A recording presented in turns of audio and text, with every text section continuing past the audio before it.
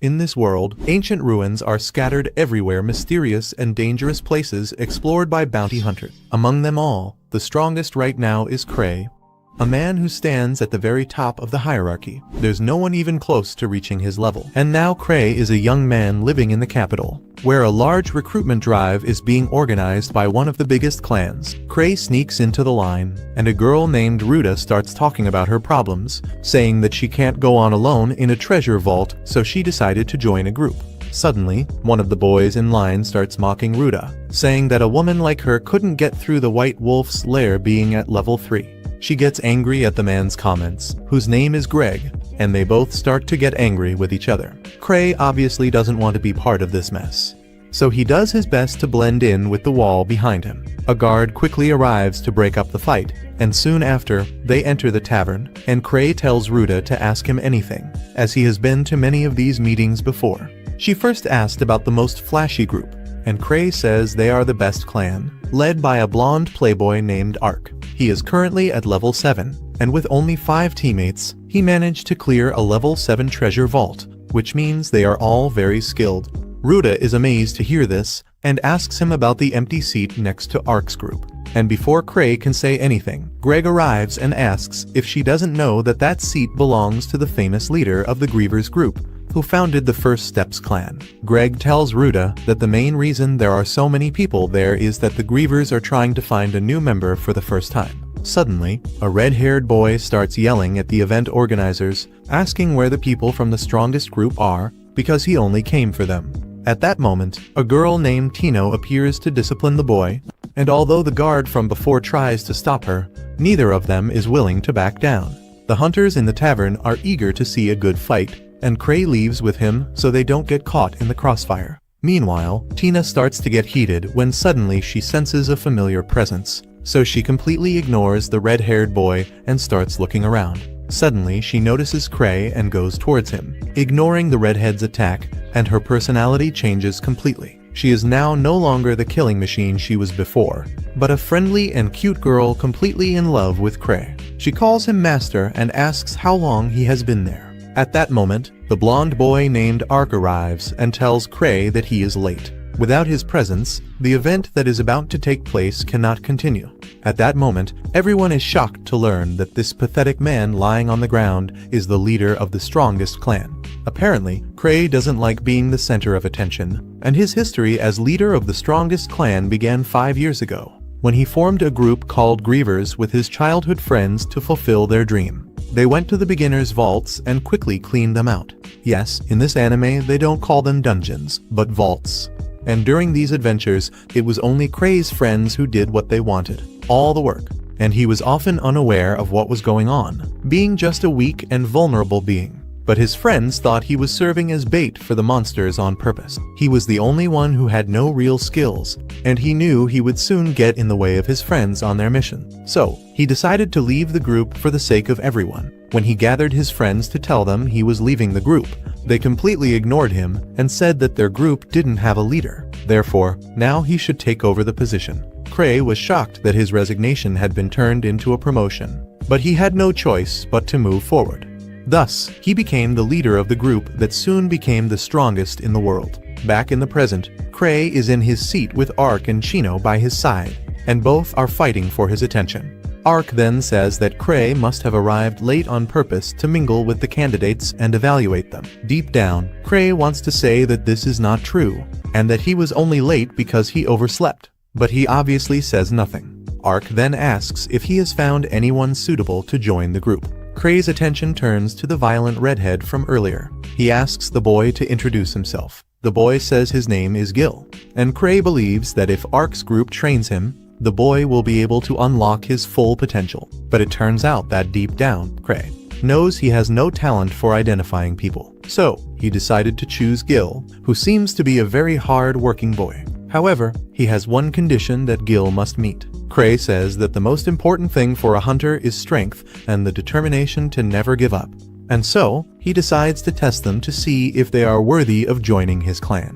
He declares that since becoming a hunter, he has never lost a single time, and everyone is shocked. But that only happened because he has never been in a real fight. Cray then takes off one of his rings, declaring that whoever catches it will receive a recommendation from him to join the art group. He throws the ring toward the crowd, and Gil runs to catch it. But Chino acts quickly and sends him flying with a kick. The ring then flies out of his hands and starts rolling on the floor, and all the hunters in the tavern start chasing after it. Just like my father used to chase me when he was drunk to beat me up. To make matters worse, Cray declares that the ring is also a treasure item. Therefore, whoever catches it can also choose to keep only the ring. He wishes everyone good luck. Then he tells Ruda and Greg that he will see them around. The next day, while Cray is relaxing in his office, his secretary, Eva, complains about the small mess his challenge has caused. She also informs him that the Treasure Hunters Association wants to have a conversation with him. Being the coward that he is, Cray wants to send Ark in his place.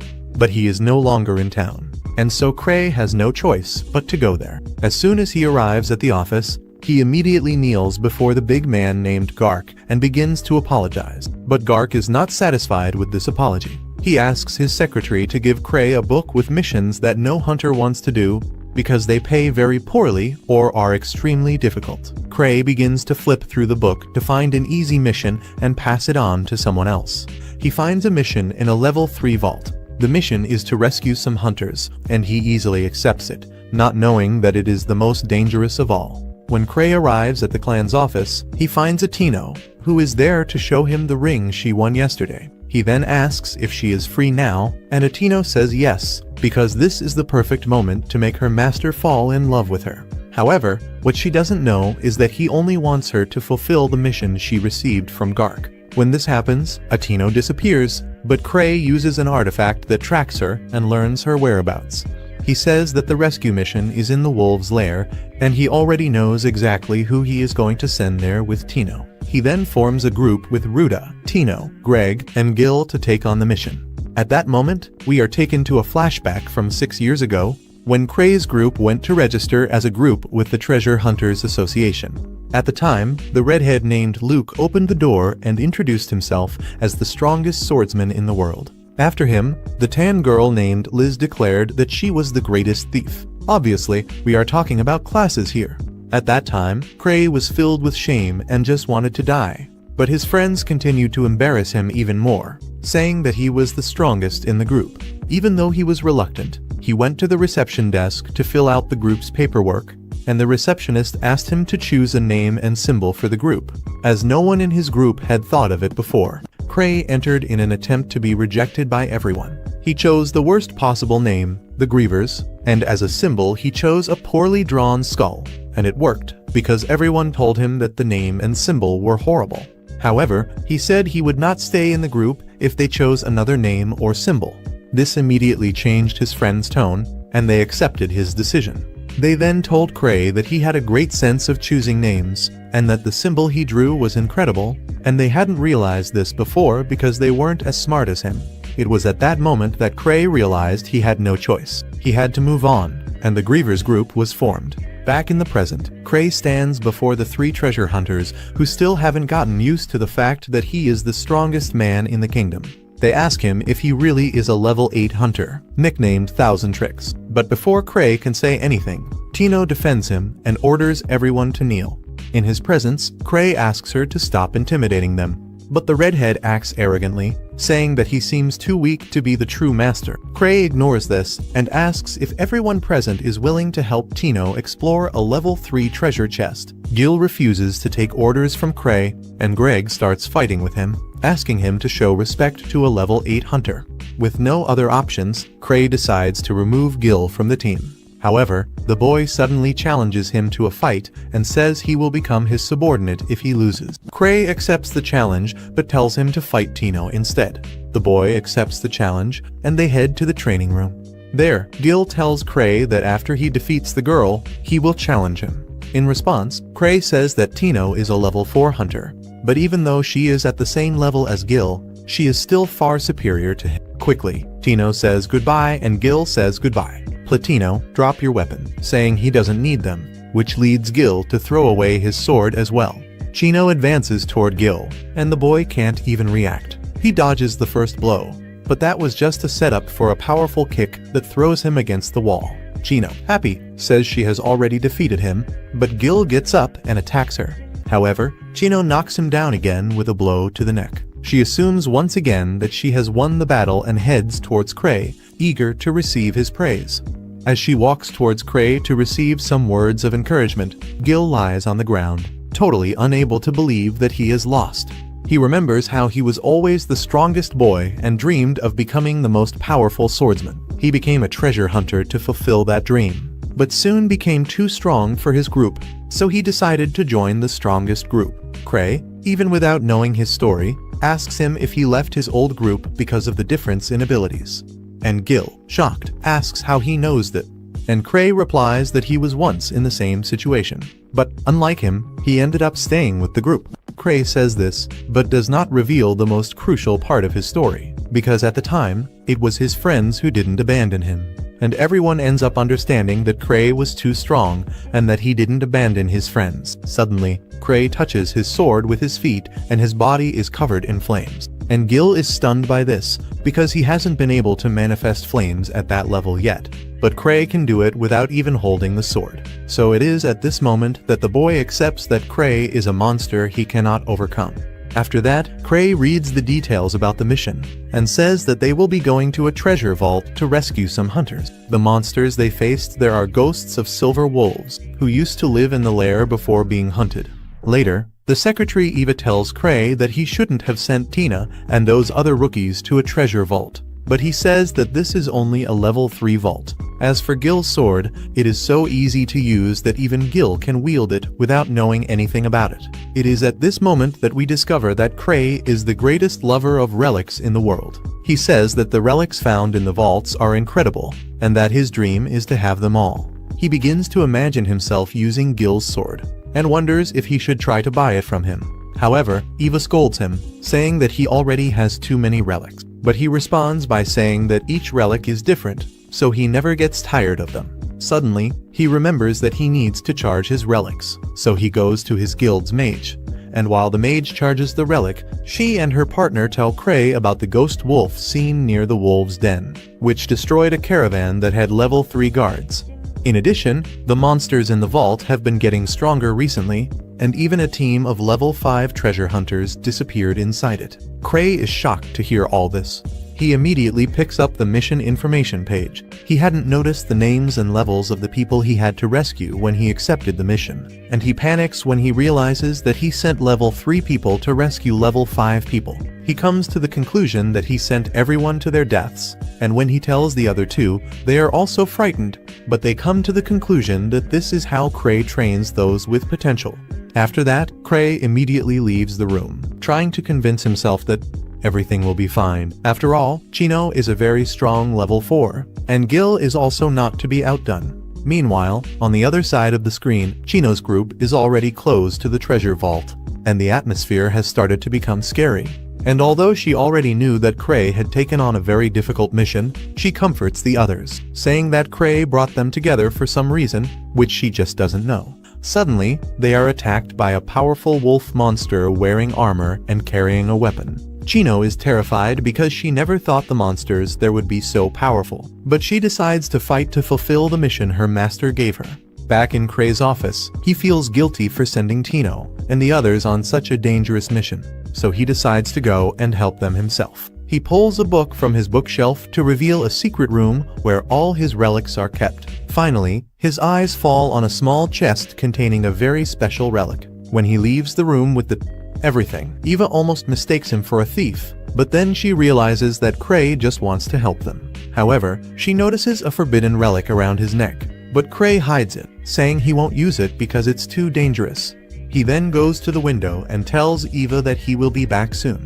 He activates the power of his robe and flies away at an insane speed. It is at this moment that ignorance becomes a blessing, because the artifact he is using to fly is a rainbow. It has no controls or brakes, and its creator died after testing it. Back in the cave, Chino's group manages to kill another monster far beyond their level, and during this encounter, Gil realizes that the mana in his sword has been completely drained after Cray released the energy from his sword during the demonstration. Greg also seems quite shaken, while Ruta breathes heavily due to, with the effort of killing just one monster, Greg thinks they should go back as they don't have a group or level suitable for dealing with these monsters. But Chino rejects their plans, claiming that Cray sent them for a reason, and that they cannot disappoint him in any way. She even says that the fact that Gil's sword was discharged may have been part of Cray's grand plan. So she moves forward blindly believing in Cray, and soon they arrive at the objective of their mission, where they encounter several monsters waiting outside, with weapons and bows in their hands. Everyone hides behind some rocks and discusses the plan. Quickly, they decide it would be best to avoid confrontation in the open field and first try to enter the cave. Gil heroically volunteers to distract the dogs, while the others run inside. But Tino tells him that he will be instantly killed if he tries to do so. Gil claims that he still has his legendary sword, and that even without its mana, it is still a formidable weapon. But as the leader of the group, Chino rejects this idea. Instead, she decides that she and Ruda will act as distractions, while Gil and Greg attack the monsters from behind. Together, they push themselves beyond their limits and end up doing very well, managing to defeat the 4 wolves. Everyone is surprised to realize that they are capable of defeating such strong opponents.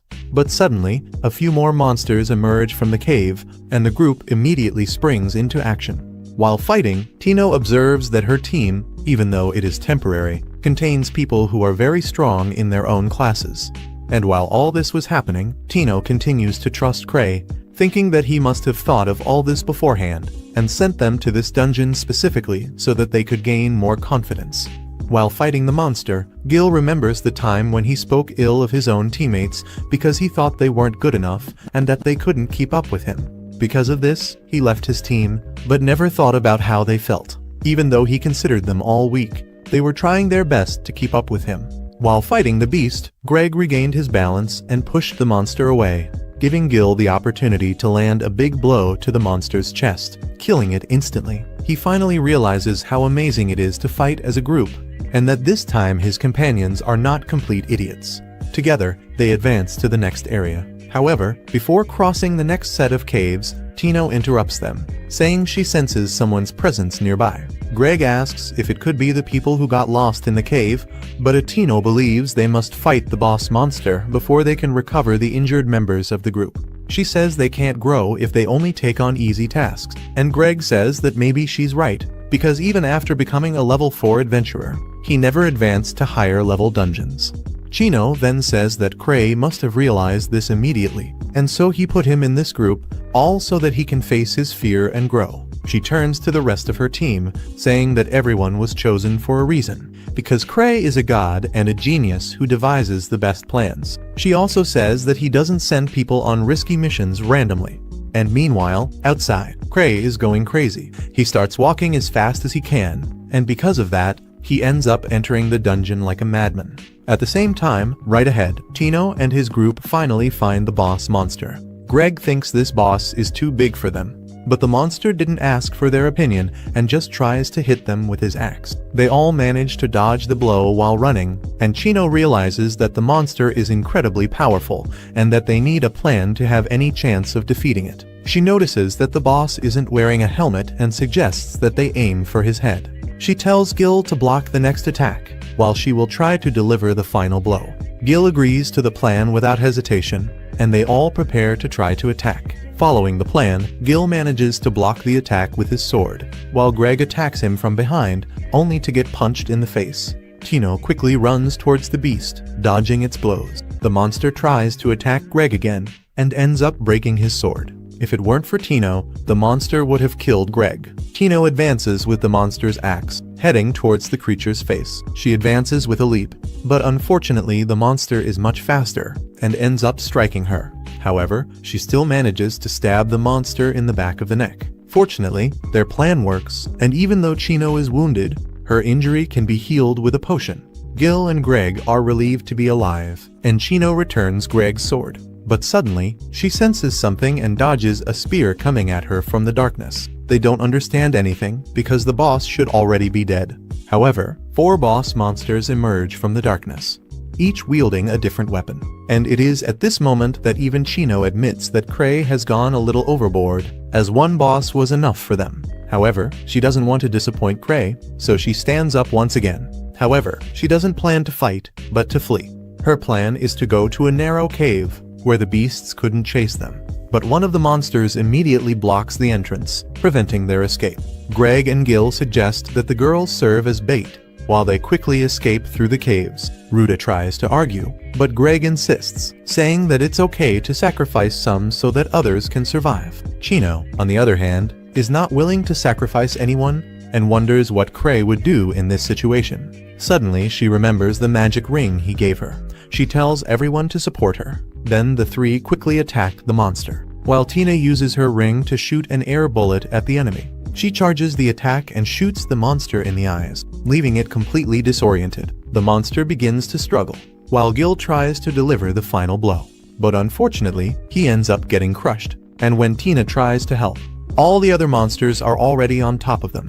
And when it seems that all is lost, Cray enters the cave and blasts the monster against the wall. Chino is surprised to see him there, while Greg realizes that the monsters seem to fear him. One of the monsters tries to attack him, but Cray's protective relics make him immune. He quickly fires a magical explosion using his magic rings, throwing the monster against the wall again. Then he uses a smoke bomb to provide cover and allow everyone to escape, and thanks to his intervention, everyone manages to get away alive. Cray quickly heals Tino's legs and tells everyone to follow him. However, he himself is afraid, as he has no idea what lies ahead. He continues walking with his head down, hoping that no one will notice that he is lost. But the group just believes him and follows in his footsteps. After walking aimlessly for some time, Gil asks Cray if they are heading for the exit, but Cray remains silent. Atino then intervenes, stating that he definitely has other plans, as he is leading them in a completely different direction. Inside, Cray is desperate to escape. He is afraid that Atino is angry with him for sending them on that mission. So, not knowing what to do, Cray just keeps walking. Suddenly, everyone freezes and asks how Cray knew they needed to go in that direction. Atino states that Cray knows everything, and everyone runs to the cave where they find the wounded who got lost in the vault. Cray is surprised to find them there, as he knows he only found them by pure luck. The leader of this group is badly injured, and his name is Erdolf. He thanks them for their help, but Tino tells him to thank Cray because it was he who brought them there. Cray immediately says it was just a coincidence, but everyone believes he is just being humble. Aruda offers the medicine she has, but she doesn't have enough for everyone. To make matters worse, they are weak, as they haven't eaten in a long time. Fortunately, Cray remembers a relic he is carrying, which in this case is a bag of infinite chocolate. He distributes chocolates to everyone, temporarily saving them from hunger. Greg then starts talking to Rodolph, stating that he would never expect a level 5 group to have problems in this cave. Even Gil comments that the wolf monsters were very strong, but they weren't enough to wipe out a fully equipped level 5 group. Rodolph then reveals that the wolves never attacked them, as they didn't even see them. Instead, an incredibly strong ghost monster appeared and attacked them alone. Rodolph explains that this ghost must be a special monster, as it was powerful enough to control even the wolf bosses. He adds that he thinks the ghost may be even stronger than the Sword Saint himself, and this shocks everyone, as they know that the Sword Saint is the strongest swordsman in the Imperial capital. And while everyone absorbs this information, Cray simply eats, as he knows that the Sword Saint is his childhood friend, Luke, and he doubts that this ghost is as strong as they say, because if such a strong monster existed, Luke would have eliminated it long ago. Still, Cray knows he can't deal with this ghost, and so from the bottom of his heart, he regrets not waiting for the handsome boy, Ark, take care of this mission for him. Unfortunately for Cray, everyone inside the cave turns to him, seeking further guidance. Not knowing what to do, he just walks away from everyone, and finally decides to trick them to buy more time. He tells Chino that she is the leader of the group, and that her job is to lead. Chino isn't very confident about being the leader, but Cray says it would be good training, and encourages her to become the leader. Tino is very happy to know that Cray trusts her so much, and promises she won't disappoint. They begin to walk through the maze of caves, and soon find the cave exit visible in the distance. However, this makes them even more anxious, and they become even more concerned about the possibility of the ghost appearing. However, Rodolph tells Atino that he will act as a shield so that they can escape safely if the creature appears. Atino rejects the idea, stating that everyone is returning safely, and that Cray is with them. Suddenly, they begin to hear howls from the wolf bosses coming their way, and this immediately makes them nervous. Tino senses something incredibly strong coming his way, and even Cray can feel the presence. Then, he quickly protects her, while thinking about all the relics he possesses, including the relic that gives him extra lives. Currently, he has 5 extra lives, which means that on the 6th hit, he is practically dead. Unfortunately for them, the deadly ghost becomes visible, and he is walking toward them with a sword in his hand. This scares everyone, but to make matters worse, a second figure appears behind the ghost, and this ends up being too much pressure even for the brave Tino. She starts shaking like a dog and hides behind Cray, begging him to save them. Cray, however, stops worrying and recognizes the second figure and asks what she is doing here. Then, without saying a single word, the mysterious person kicks the ghost so hard that it ends up stuck in the cave walls. The masked woman approaches Cray, asking if everything is okay, and removes her mask to show those who are scared that she is Liz, one of Cray's groupmates. Everyone is amazed that she is so strong, but this irritates Liz, who asks them how they can be monster hunters if they don't even know who the Grievers are and what the masks they wear look like. She tells Cray that she came from the city to find him, but when she arrived at the mansion, she learned that he was in a cave helping a certain group.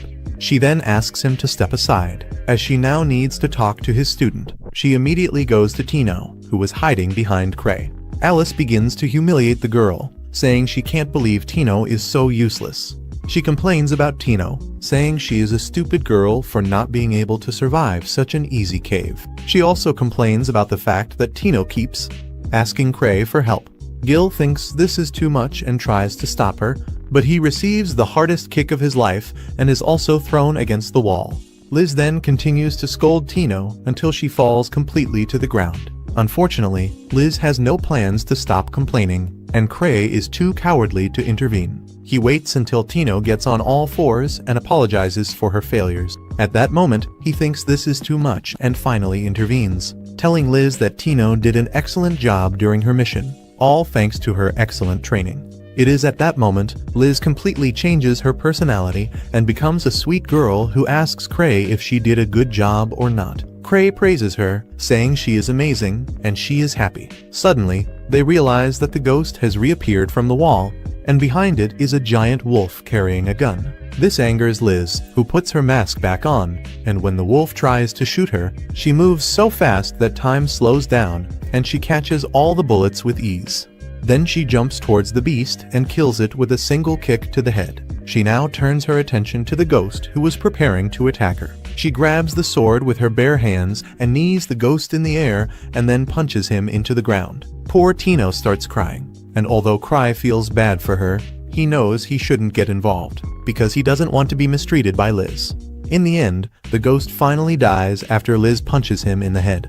After that, Liz finally calms down and runs to hug Cray and tell him she missed him very much. After that, they escape to safety, and the next morning, Gil returns to the training camp and gives his magic sword to Tina, saying that he wants Cray to keep it, as he is going to train from scratch once again, and his dream is to become as strong as Liz one day. But no one believes that he will be able to reach that level. Meanwhile, China thinks about the strange masks that the Grievers wear, and obviously, it was Cray who ordered these masks. These masks are completely useless, as they have no opening for the wearer to see what is in front of them. Even so, Cray's friends wear these masks and believe that the masks make them stronger. And after these events, we see Cray starting to look for a slime that should be in a capsule around his neck. He received this item about a year ago from a talented alchemist in his clan. She often gave him her final products to keep, and they were always dangerous items. At the time, she told him that if he was careless with this slime and released it, it could destroy the entire capital by itself. That's why he's so scared that he can't find it. Cray knows that if he thinks too much about this matter, he will end up becoming weaker than he already is. So he convinces himself that this slime does not exist and that he did nothing wrong. He then goes to the clan building. Liz says that the Treasure Hunters Association wants a report on the White Wolf's lair. Cray tells her to send a report to Tino, since she was the team leader. However, Eva informs him that Tino is training with Liz at the moment, and he immediately feels sorry for the poor girl. He then asks Eva if anything important has happened in the capital. She tells him that nothing has happened, but that she will start investigating. However, he tells her that there is no need. He decides to pay Tino a visit and leaves everything else to Eva. who begins to think about how the ace was always right when making some kind of prediction. She believes that since he is concerned about the capital, something serious and terrible will happen soon. Meanwhile, Cray arrives at the training room and finds many grumpy hunters gathered outside the gates. A level 6 hunter named Sven tells Cray to get Ollie under control, as he is the only one who can take on a beast like her. Everyone else needs to practice too. But Sven is more concerned about Tino's death if her training continues. Cray makes a few jokes, saying that everything is fine, but when the training room gate opens, he quickly becomes frightened to see Tino lying on the floor, while Liz is threatening and insulting her, demanding that she get up to take more. When Tino doesn't get up, Liz goes berserk and decides to end her life with a powerful kick. Fortunately, Cray stops her before she can attack, and Liz stares at him menacingly, asking if he is really stopping her. He says yes, with a smile on his face, and says that Tino has reached her limit, so she should let her rest for today. Liz then quickly becomes a cute girl who obeys Cray and promises to let Tino rest. But suddenly, Tino grabs her leg, using all her strength to get up. It turns out she wants to look cool in front of Cray, so she tells Liz she can still fight. Alice quickly prepares to kill her this time, and as the two girls prepare for a second round, Cray leaves the training room because he knows he will die if he stays there. Outside, Sven thinks Cray's big plan is to motivate Tina to become stronger, and Cray lets him believe whatever he wants. After that, they sit down for tea, and Sven comments that, apparently, the White Wolf Den case has not yet been resolved, and that some ghosts are still attacking people at the north entrance. He asks Cray what they should do, but obviously Cray has no idea. In his conscious mind, Cray just misses Ark, because he is better than him at everything. Suddenly, he has an idea and decides to pass the case on to Sven and his team. He sends them to the Hunters Association to meet Gark and tells Sven to think of it as training. Cray leaves happy, impressed with his quick problem solving. But one of C-Bem's subordinates is not impressed with him. This subordinate comments that despite being the leader, he has never seen Cray do anything worthwhile. However, C-Bem reprimands him, saying that he should not judge Cray so easily, because deep down he is a real monster. On the other hand, Gark from the Hunters Association thinks the same thing. Gark believes that although everything seems the same in the White Wolf's lair, Cray must know something that is happening because he would not go there for no reason. Far away from them, in an underground laboratory, an old wizard is also thinking about Cray's involvement in the recent case. He is a member of the secret organization called Akashic Tower, which is researching ways to create treasure vaults artificially by manipulating the energy that flows from the earth. This old wizard is the mastermind behind the plan, and he was also behind the mutation of the ghosts in the White Wolf's lair. However, he never imagined that a high-level hunter like Cray would enter the treasure vault and discover their plan. The old wizard considers him a danger and goes to another location to continue his research, as they cannot face him without the head of security, who is out of town. Meanwhile, Cray has a nightmare about a giant slime burning the entire city. He wakes up sweating because the heat of the burning city felt very real. But he soon realizes that the cause of the heat is Liz, who has crawled into his bed and is fondling his balls. However, Cray is already more than used to this, so he doesn't even react. Liz then asks if he's free, because she's officially taking time off from work and training, and there's nothing better than going out to have fun with Cray. He decides to agree to whatever plan she has, because it's much better than working. However, when they arrive at the clan building, they are shocked to find Gark, who went there because Cray kept making excuses. Gark tells Cray they need to talk, but Liz confronts him, telling him to solve his problems on his own and stop relying on Cray. Gark is furious about this and complains that Liz left a high-priority mission incomplete, but Alice calls him bald and tells him to stop disrupting their meeting. They continue arguing, and Cray thinks he is watching a battle of insults worthy of a duel. Suddenly, the verbal battle turns into a real fight. Cray then calls Gark's assistant over for a kind of civilized conversation. Meanwhile, Alice and Gark continue fighting downstairs, destroying the reception area in the process. Alice, being agile, has the advantage over Gark, even though they are equal in strength. She even taunts Gark, saying that he is getting old and that his joints must be crumbling. She also jokes that his kite probably doesn't fly anymore, and enraged by the insults, Gark uses all his strength, but Liz easily dodges him and continues to pressure him. At that moment, Cray comes down and asks them both to stop, and although Gark is unwilling to back down, Liz runs and immediately to Cray's side, clinging to him and saying that they should return to their meeting. So, each goes their separate ways, and Cray and Liz finally go out to have fun. He then asks about the level 8 vault she was exploring, and Liz replies that it was a lot of fun, and that the monsters there were she was exploring, and Liz replies that it was a lot of fun, and that the monsters there were the best, but she got bored after a while and came back to see him. Christie's thoughts return again to the slime that got lost, and he wonders if it could really put the city in danger. Liz asks him why he looks so down. He doesn't answer her and asks another question, asking her what she would do if the country were destroyed.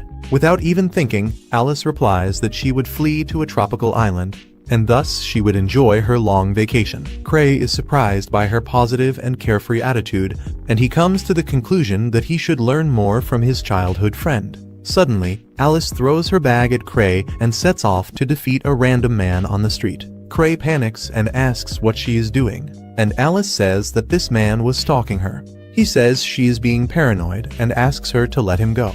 The man, upon seeing Cray, gets scared and runs away. Cray's strange behavior makes Liz believe that this was all part of his plan. She then asks Cray why he let him get away. She also asks him what their next step will be. Cray is confused by her questions, so he says they should just continue with their outing. The next day, Cray and Liz go to the most dangerous part of the city, and she still thinks they are on a date, but Cray denies it, saying they are going there for work, because according to the information he received from Eva, there is a drug deal going on there, the city, and she still thinks they are on a date. But Cray denies it, saying that they are going there for work. But to make this trip better, he heard that a new ice cream shop opened in the area, so he plans to check it out and then walk around the slums a bit, just to say he completed the mission.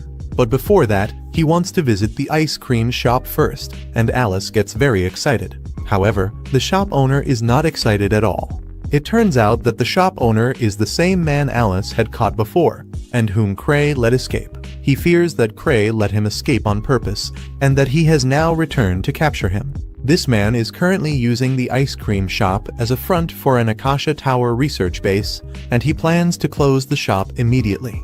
But before he can do anything, the door opens and a redhead named Sophia appears. The man quickly becomes happy, as Sophia is responsible for the organization's security. Outside, Alice grows impatient and tries to blow up the ice cream shop door, but Cray stops her, suggesting that maybe the shop won't open today. Even though she doesn't want to back down, she obeys him, and they return to the clan. Back in his office, Cray asks Liz if she knows when her sister will return. Her sister is the alchemist who created the slime, and her name is Citri. In response, Liz says that her sister may take a while to return. Cray just hopes that Citri will return before the missing slime completely destroys the city completely. At that moment, Eva arrives at the office and informs them that the Hunters Association has formed a team to investigate the White Wolf's lair. According to her, they are taking the case very seriously, to the point of sending a relic specialist to analyze the site. Cray thinks this is an exaggeration, but he is not worried, as he does not intend to go there anyway. Meanwhile, the ice cream shop owner arrives at the Acacia Tower headquarters and tells everyone that Cray has found him. He is terrified because Cray has seen through his disguise. However, he has not yet taken any action. This leaves everyone unsure of what to think, so they ask Sophia for guidance, who proposes to confront Cray and his clan directly. She assures them that they have a chance of winning, saying that even though their main enemy is at level 8, she still believes that the security system she has built is capable of taking on Cray's clan. At that moment, an old wizard from the organization gives her permission to act, recognizing that they should not avoid this battle forever. The next day, the Cray clan's building is crowded with adventurers, and upon entering, Chino is shocked by so many people and asks the young man what is going on. He explains that everyone has gathered to investigate the White Wolf's lair, and Chino thinks this is an exaggeration. But the young man says that Cray planned to send Ark first, which shows that this case is more serious than it seems, because sending a level 7 hunter like Ark to a level 3 treasure vault is the greatest proof that something unusual is happening there. So, since they cannot send Ark and his group, the association and the clan decided to gather many hunters to compensate. Soon, Cray and Eva arrive, and Cray asks if it's all a party, and Eva clarifies that everyone is going to the White Wolf's lair. She explains that since Cray mentioned Ark, she gathered several people to serve as substitutes. Cray is shocked and suggests reducing the number of people, as this would cost less money. However, this only terrifies everyone. Thinking they are being sent to their deaths, Eva tries to calm the situation, suggesting that Cray must have something important to say, but he has nothing to say. He tries to explain that the mission is not as dangerous as it seems, but the hunters refuse to believe him. He then asks Eva about the rewards and discovers that the place has released extra funds to ensure that everyone is well paid. With that settled, Cray leaves it up to the hunters to decide what to do, and they are pleased to be able to go in a large group. At that moment, Liz appears, saying that everyone there must love to reverse gear on a thick piece of log. She says that Cray's challenges are meant to make people stronger, but no one there seems to want to become as strong as she is. She then tells Cray that she will accept the mission, but that she needs Tina to go with her. However, Cray is forced to refuse her offer because he doesn't want to put Tina's life at risk, nor does he want the morale of the others to drop.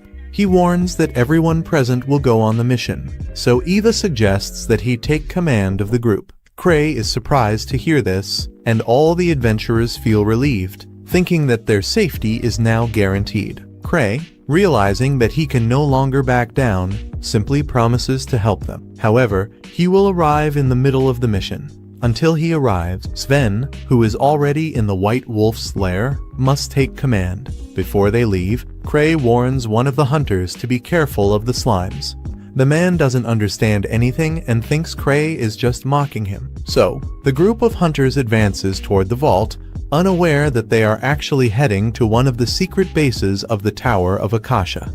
At the same time, the leaders of this evil organization believe that Cray has sent several hunters to deal with them. They are now all undecided about how to react. Then Sophia suggests attacking the hunters before they are ready. She explains that the defense system was designed to fight the most powerful hunters, and that only the entire Cray group working together could defeat them. However, at the moment, only Cray, Liz, and the alchemist Citri are near the capital, and Sophia already has plans to deal with Cray and Liz, and Citri is the only one she doesn't have a definitive strategy against. However, Sophia herself has a personal feud with Citri, so she declares that she will defeat her. Sophia says that Citri discovered her master's theory on creating new treasure chests, and she is also trying to replicate it. She states that they cannot let this happen, and asks the wizard for permission to use all her firepower against Citri.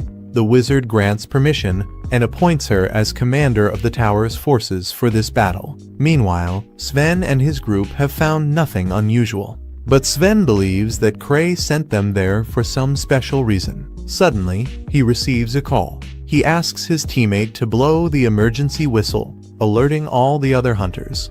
When everyone gathers, Sven shares Cray's message about the slimes, making the hunters furious that they are receiving orders from a man who didn't even have the courage to go to the site. However, Sven asks them to trust what Cray says and tells a story about how Cray once invited everyone to a flower viewing party and asked them to bring their weapons. And the moment Cray made the toast, a treasure chest appeared behind him, showing that he had foreseen everything. The hunters are impressed, and Sven emphasizes that Cray's information is more valuable than anything else they could find. Meanwhile, in Cray's office, Alice is begging for work, saying she wants to show him her fighting skills. He is irritated by her behavior and can only think about how long he will have to deal with her until these hunters solve the problem in the White Wolf's lair. His goal is to show up only at the end of the mission and take all the credit. At that moment, the alchemist Citri arrives on the scene and tells Cray that she has come to help deal with an incredibly strong and intelligent organization that could soon become a major global threat. Cray immediately kicks Liz and Tina out of the office to hear the details from Citri. Across town, Gark is also preparing. He puts on High's battle armor to enter the treasure vault and show that his glory days are not over yet. His assistant tries to stop him, saying that his bones can no longer take the pressure and that if he pushes too hard, he may end up shitting himself. Suddenly, Citri appears and shares some important information about their true enemies. Back in Kray's office, he reflects on how Citri was the only person in his circle of friends who wasn't extremely strong. She knew she could never fight on the front lines, so she decided to do something else to support her friends. At the time, it was Kraken who suggested that she become an alchemist, which led her to become the greatest alchemist of all time. Citri explains that the slime she created has the ability to quickly adapt to its environment and evolve, but it is an unstable prototype and has failed. However, she assures him that her creation would never attack her or Kray. Even so, Kray is still frightened to realize that the rest of the city is still in danger. He admits that he does not know when and how the slime disappeared, and Citri deduces that it must have escaped from the capsule through the drainage system. Kray is somewhat relieved by Citri's blind trust in him, but before he can relax, she warns him that there is something even more dangerous than the escaped slime to discuss. At the same time, in the White Wolf's lair, Sven receives information that Kray will not be joining the group anytime soon, and that Liz has also been forbidden from helping them. He feels secretly relieved that he won't have to deal with Liz, so he decides to give a motivational speech to the treasure hunters. Osvin asks if they are ready to fight a slime, and all the hunters respond confidently, saying that even children can defeat slimes, and that this is not something they need to worry about. Sven, however, already expected this attitude, and mentally curses Kray for not giving more useful information. At that moment, an extremely arrogant hunter decides to enter the vault on his own, claiming that planning is for losers. Sven then asks if he wants to be the monster's first victim, so that they might learn something from his death. A man then gathers his companions, and amid the confusion, a shy red-haired girl raises her hand to ask a question. For some reason, she reminds him a lot of Sophia, but she claims to be just an alchemist from the Kray clan. The redhead explains that she worked alongside Citri on research about slimes. She then takes out a mysterious bottle and claims that the liquid inside can defeat any slime, regardless of its strength. After hearing this, Sven tries to motivate the hunters, telling everyone to seek victory and return alive. With that, they finally begin their investigation, and at the end of the day, they find only wolf ghosts, which are much stronger than expected, but they still haven't found any slime. Sven begins to wonder if Kray made a mistake this time. Meanwhile, the cocky idiot decides to go out and water a tree. He complains about Kray giving orders without showing up on the battlefield. Suddenly, he hears a strange sound and decides to investigate. Then he finds two mysterious men and a huge chained wolf. These guys are members of the Akasha Tower, and they are about to inject something into the wolf to turn it into a living weapon capable of decimating the hunters. The ugly hunter realizes that something is wrong and acts before the worst happens. He knocks out one of the men, but the other throws fireballs at him. He manages to block the attacks and goes after the second one, beating him up.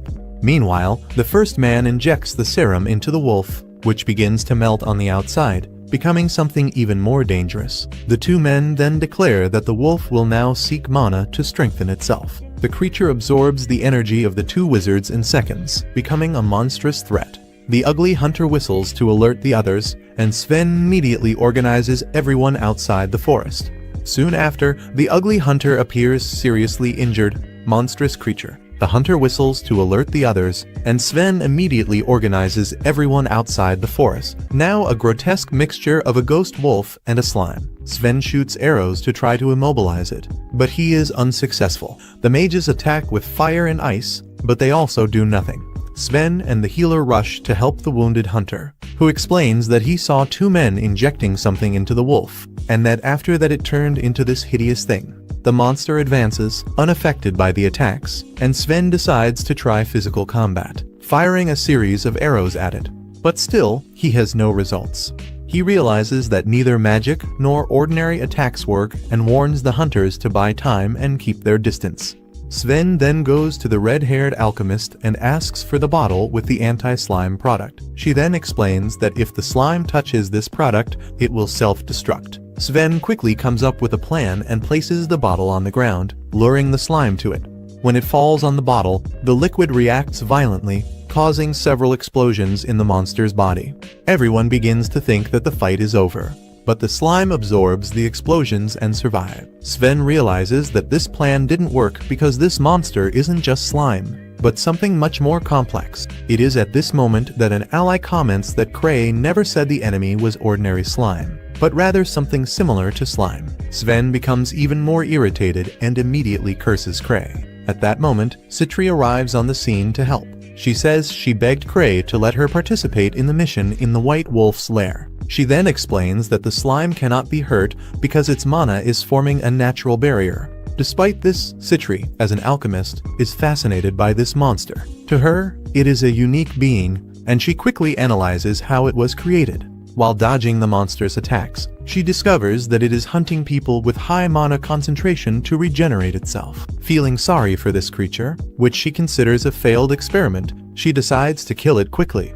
She throws a special bottle and asks Sven to hit it with an arrow. Sven, showing his legendary accuracy, shoots and hits the bottle right on the monster's head. The liquid inside is an anti-mana material that nullifies this slime's defenses. At that moment, Gark arrives at the scene fully armed, surprising Sven. Citri explains that she asked Gark for a ride because, unlike Liz, she cannot simply run off into the forest. Even so, Gark's presence does not seem to clarify anything for Sven. Citri then explains that she has a theory about who is behind all this. She leads the group to a camp and reveals the existence of the Tower of Akasha, led by Master Noctis. The hunters comment that Noctis was banished from the Imperial capital a long time ago. But Citri then asks them if they really believe that banishment solves anything. She explains that the vault where they are is the base of the Tower of Akasha, and Talia suggests that the tower must have valuable equipment hidden there. And Citri agrees. She states that the organization is preparing for war and that they need to act quickly. She is determined to stop them, and to do so, she asks everyone to follow her. She says she is not Cray, but she will still do her best. Later, while Iverion prepares for battle, Citri is praised by Sven's assistant. But he asks that no one underestimate this girl, as she uses her weakness to her advantage to win by any means possible. In this sense, she is a monster like the other grievers. On the other hand, Alice is squeezing herself into Cray's lap, as she asks him to let her help Citri because her sister is very weak, but he refuses to let her go. At the same time, in the depths of the White Wolf's lair, in the Akasha Tower hideout, we see some extras reading an instruction manual left behind by Sophia. She wrote that they should release the captured ghosts one by one, but the men disagree with this because it will be too easy for the hunters to defeat them. And although their master has given Sophia full authority, the men believe that a woman cannot know anything about war, so they must take control of the situation. Therefore, they decide to ignore her instructions and release all the ghosts at once. Outside the cave, Citri and the other adventurers are interrogating the two members of the Akasha Tower they captured. Citri promises to release them if they can tell her the location of their master Noctis, but the two idiots are ready to sacrifice their lives for their master.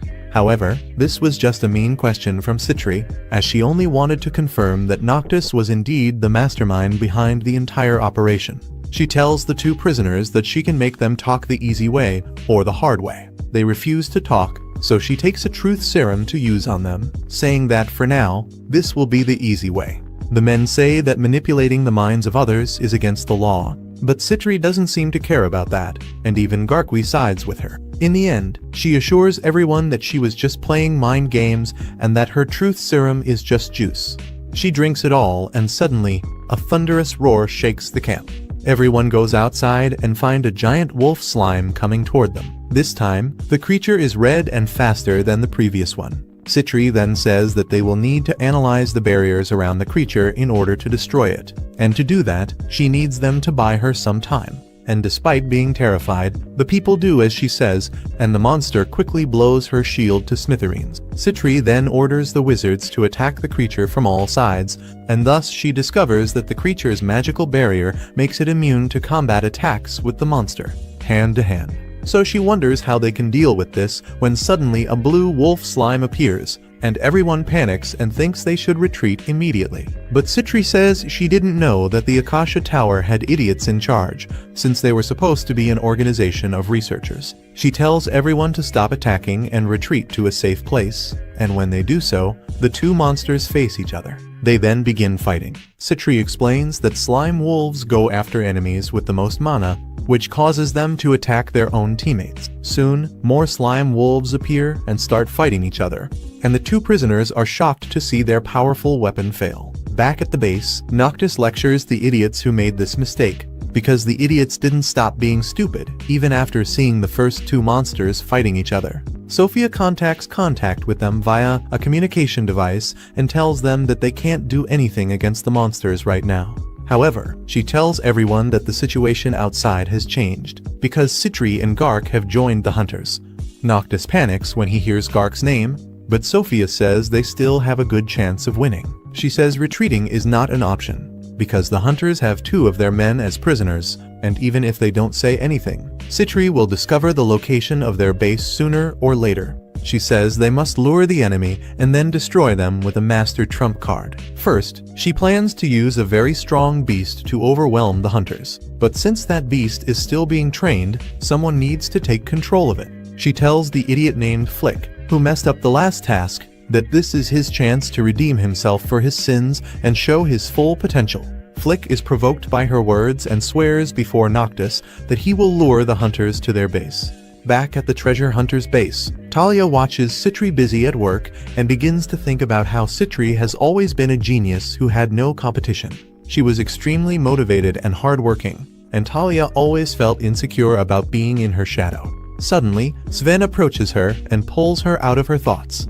He starts talking about how her anti-mold medicine didn't work on the previous monster because it wasn't a slime. He says that Cray should have given them more details, so he quickly changes the subject and asks why the two prisoners are looking at her. Talia says she has no idea why, and Sven asks her to scream if anything happened. Shortly after that, Citri discovers the location at the base of the Akasha Tower by analyzing the terrain and mana flow in the region. Everyone is surprised, and then Citri asks the prisoners if her guess is correct, and their panicked reactions are enough to confirm her theory. They immediately call out to the redhead, calling her Sophia and asking her to free them. The hunters wonder what they are talking about, and Citri says that Sophia is her enemy and a student of Noctis. She has been trying to find her for a long time, but has never been able to find more than a trace. Therefore, she believes that capturing Sophia and Noctis is absolutely necessary to destroy the Tower of Akasha, and plans to settle the score with Sophia once and for all. Not far from them, Cray, Liz, and Tino are approaching the base. Basically, Liz dragged him here, and Cray believes he will die because his relics are not fully charged, and he also does not have enough safety ring. Back at the camp, the hunters are heading to the box tower base, and the ugly hunter tells Citri that if he had believed Cray's words earlier, he wouldn't have lost his arm. He is now eager to learn more about Cray, and Citri tells him that he is a man who will one day become a level 10 hunter. The ugly man is surprised to hear this, but after everything that has happened today, he has faith that Cray is someone very strong, and Citri tells him that Cray is strong. However, even if he were weaker than a rabbit, he would still be the best treasure hunter among them. At that moment, lightning flashes through the clouds, attracting everyone's attention. The next instant, a powerful bolt of lightning is fired directly at Citri. The spell was fired by the man named Flick, who is riding the flying lion monster. He boasts about his supreme spell that can kill anyone instantly. All the hunters are knocked out, and he says that now he will prove that his master is better than Sophia. However, to his shock, Citri suddenly gets up and says she is used to this level of spell because she has faced worse things in a high-level treasure chest. Flick panics because this spell was instant death, but Citri shoots herself with a water pistol, instantly healing herself. She then attacks Flick and knocks him down. But before she can finish him off, the lion monster knocks her down. But just as she attacks him, Gark appears and cuts the monster in half with his axe. And Citri continues to heal everyone with her little water pistol. Back at the base, Noctis is furious because the idiot Flick only took one of the monsters with him. He should have taken them all. His subordinates tell him that Flick's final attack was useless and that the hunters are still coming towards their base. They suggest that Noctis flee while they hold off the hunters, but he opposes this idea. He declares that he still has one trump card, Sophia, and until they have both lost, he cannot abandon the base. He says that watching over his disciples' battles is his duty, and everyone is moved to tears. Noctis orders them to continue fighting with all their might, and his subordinates swear that they will win. Meanwhile, Sitter and the others find the entrance to the Tower of Akasha, but Cybum thinks they shouldn't go in unprepared. However, Gargly says he is all the preparation they need. He asks Sitter and Cybum to trust him and enter the cave, as he wants to show Liz how strong he is. So, they advance toward the cave, but the members of the Akasha Tower are ready to face them with their flying lions. However, this is just a ploy to buy time while Noctis activates their trump card in his laboratory. He presses a few buttons and suddenly a stone statue shatters and a golem emerges from it. Noctis says that this is the Akasha Tower's greatest weapon, and he is confident that his enemies will not be able to defeat it. The golem goes out of the cave, where Gark is ready to fight it. Seeing their best fighter cornered, the members of the Tower of Akasha decide to go on the offensive. They fly well above the reach of Sven and the other attackers. And while everyone is busy fighting or waiting for their turn, the two prisoners try to cut the ropes that bind their hands. One of the flying lions attacks Sven and wounds him, but he heals himself and tells his friends not to let the group's morale drop. Things look terrible for the treasure hunters, but suddenly Liz arrives on the scene and hits one of the flying lions with her super speed, knocking it down instantly. Everyone is excited because now they have Liz to help them, and Sven tells them to move forward. On the other hand, Cry and Tino are alone in the forest, and Cry is a little worried because Alice has run off to fight, and now he doesn't have a reliable bodyguard. Suddenly, Tino senses a presence. She alerts Cray and asks if she should deal with whoever is near them, but he asks her to leave them alone, believing they are just wild animals. However, the people Tino sensed are the prisoners of the Tower of Akasha, and they are confused and wonder why Cray is leaving them alone since they are enemies. What they don't know is that Cray doesn't even know they exist. Cray decides to keep moving forward, but the power in his night vision goggles runs out, so he asks Tino to lead the way. Back on the battlefield, Liz is completely defeating the flying lions, and she also mocks the treasure hunters, asking how they couldn't handle it. She calls her sister, Citri, weak, and Citri asks what the hell she's doing here, and Alice says she managed to convince Cray. Now she moves quickly, attacking the golem. However, the creature is more powerful than she expected. She continues with her strategy of attacking the golem at full speed, pushing it back and causing it to break little by little. Gark doesn't want to be defeated by her, so he attacks the golem with his axe, freezing it at the point of impact. The golem falls to the ground while Sven aims at it. The creature is drained of energy for a while, but then recovers and prepares to attack again. Gark swings his ice axe at the golem, but now it dodges the attack and jumps high above him. No one can believe that this creature is so agile, and it reminds them of a companion of Cray's, who is almost the same size as the golem and is just as agile. Liz wonders if this golem was modeled after her friend, but it doesn't matter, because she just needs to destroy it. She jumps to attack it, but the golem reveals a cannon and fires it at her. The energy bullet grazes Liz's belly, and she is forced to move away, because she is not good at dealing with long-range attacks. She keeps running while Golem shoots at her, and Citri thinks it will be easy to destroy the golem, even with her sister's offensive power. Therefore, she must try to drain its battery. Liz takes this personally and attacks the golem to prove she can defeat it. She hits the golem with a powerful combo that knocks it down, while Gark helps with his attacks. However, the golem uses thrusters on its back to fly away, and Liz gives up on defeating it. At that moment, Cray arrives on the scene and asks everyone how they are doing. He is not bothered in the least by the giant golem in front of them, and now everyone is sure that the fight will end, since the strongest hunter has arrived. Suddenly, the golem starts flying towards Cray, and Tina clings to him in fear. However, Cray continues to act normally, and suddenly, the golem is defeated before he can touch Cray. The golem loses its strength when it hits the wall. Everyone asks what kind of secret move Cray used this time, but what they don't know is that Cray didn't even see the golem coming toward him, because his lenses ran out of mana. He asks Chino why everyone is acting like something big has happened, but she says nothing. Thus, the fight finally ends, and the treasure hunters invade the base of Akasha's tower, confiscating everything they find along the way. Cray receives a report from Citri, who thanks him for sending Liz to support her at the right moment. However, the fight is not over yet, and she plans to destroy Akasha's tower personally from within. On the other hand, the two escaped prisoners meet up with Noctis and the others who fled the base after losing the battle.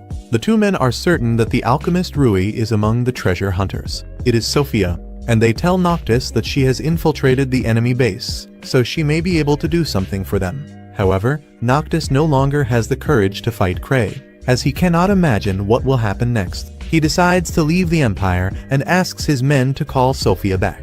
Meanwhile, Cray attends a meeting with Gark and a government official who wants him to tell them everything he knows about the Tower of Akasha. But he knows nothing and tells them exactly that. He asks them both to talk to Citri about it, as she was in charge, and the government official becomes nervous upon hearing her name. 3 years ago, there was a mass prison break, and all evidence pointed to Citri. As a result, she was demoted to the 2nd tier and her title was also revoked. However, Gark personally intervened to prove her innocence. Since then, government officials have avoided her. Back at the makeshift base at Akasha Tower, Noctis' disciples have captured Talia and brought her to him. She is very afraid of them and asks what they are going to do with her, and Noctis asks her to give up the act. However, the girl continues to insist that she is not Sophia.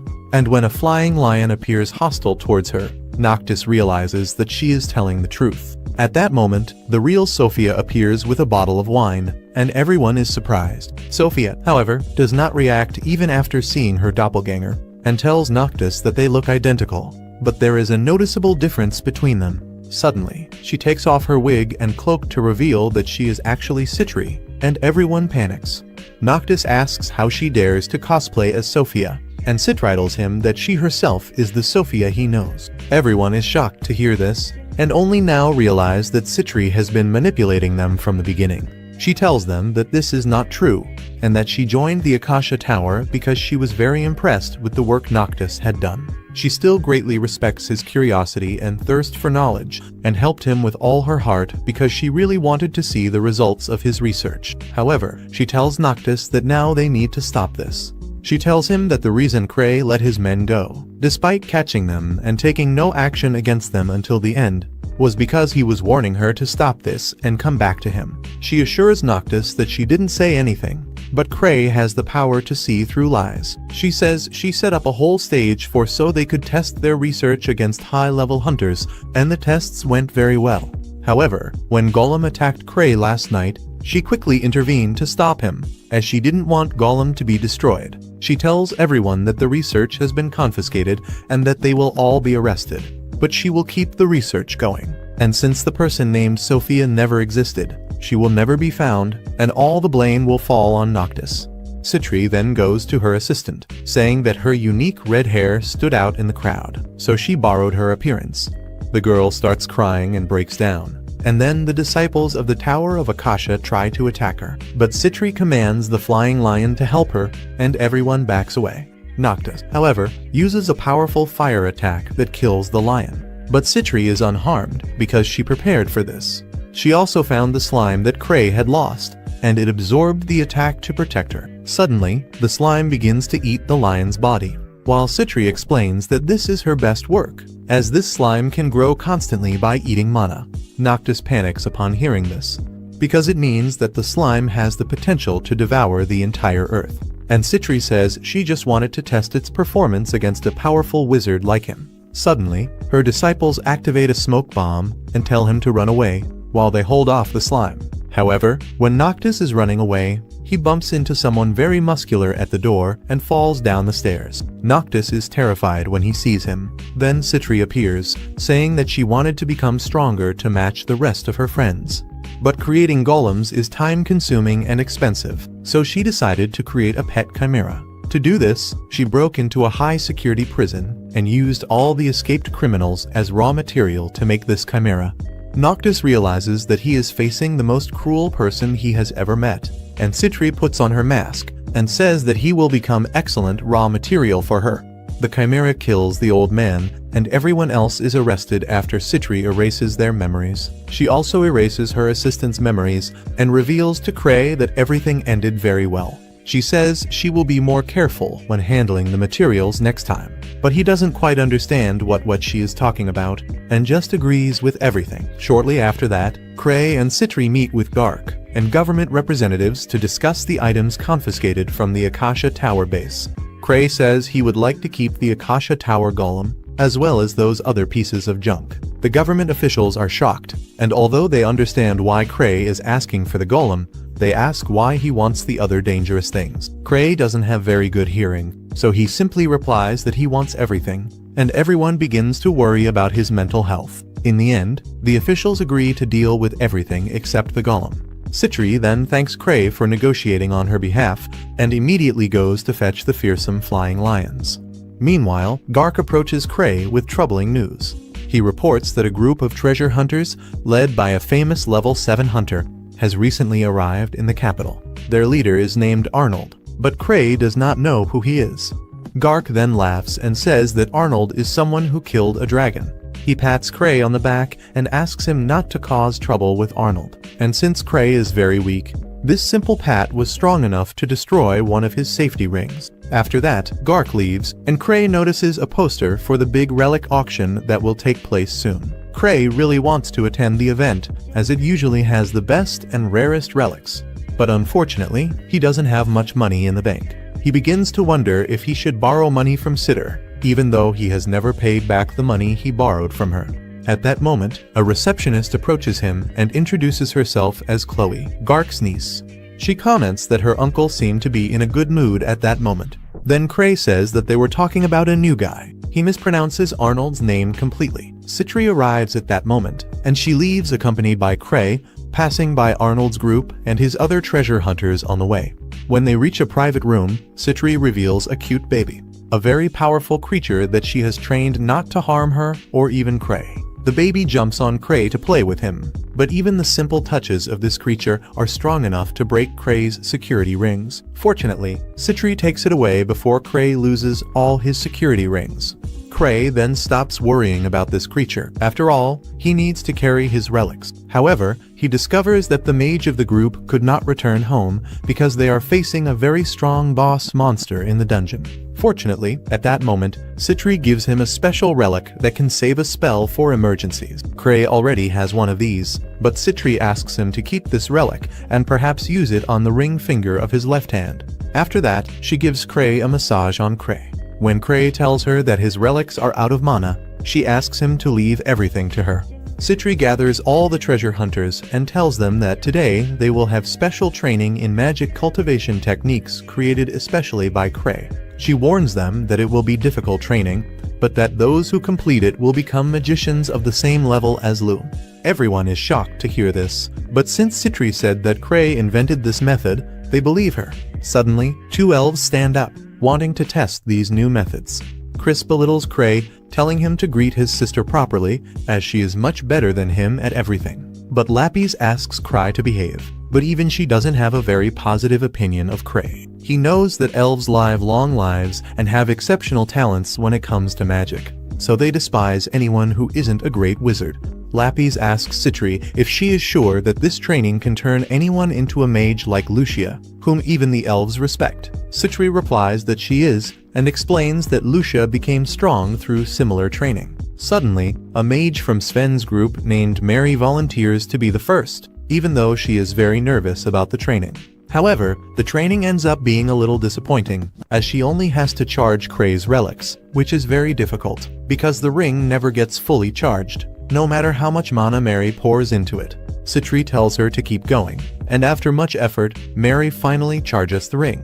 Citri then tells her that there is more where that came from, and makes her charge the magic rings one by one. Finally, Mary faints from exhaustion, and Citri explains that most people's mana capacity reaches a limit in their teens, and that they cannot grow beyond that. However, if they manage to exhaust all the mana in their bodies, there is a chance to increase this upper mana limit by a small percentage. Hunters complain that this method is impractical, because it takes too long for them to recharge their mana, even for elves, but Citri has the solution. She takes a special medicine and pours a few drops into Mary's mouth, causing her to wake up quickly and then faint due to the medicine's horrible taste. Citri tells everyone that Mary's mana capacity has increased with the medicine and that her mana has also been recharged. She explains that this is how Lucia became so strong. She wasn't born with the overwhelming power she has, but worked hard, and drank a lot of this medicine to get where she is. Everyone is shocked, even Cray, who didn't know that Lucia had to go through this after carrying her relics.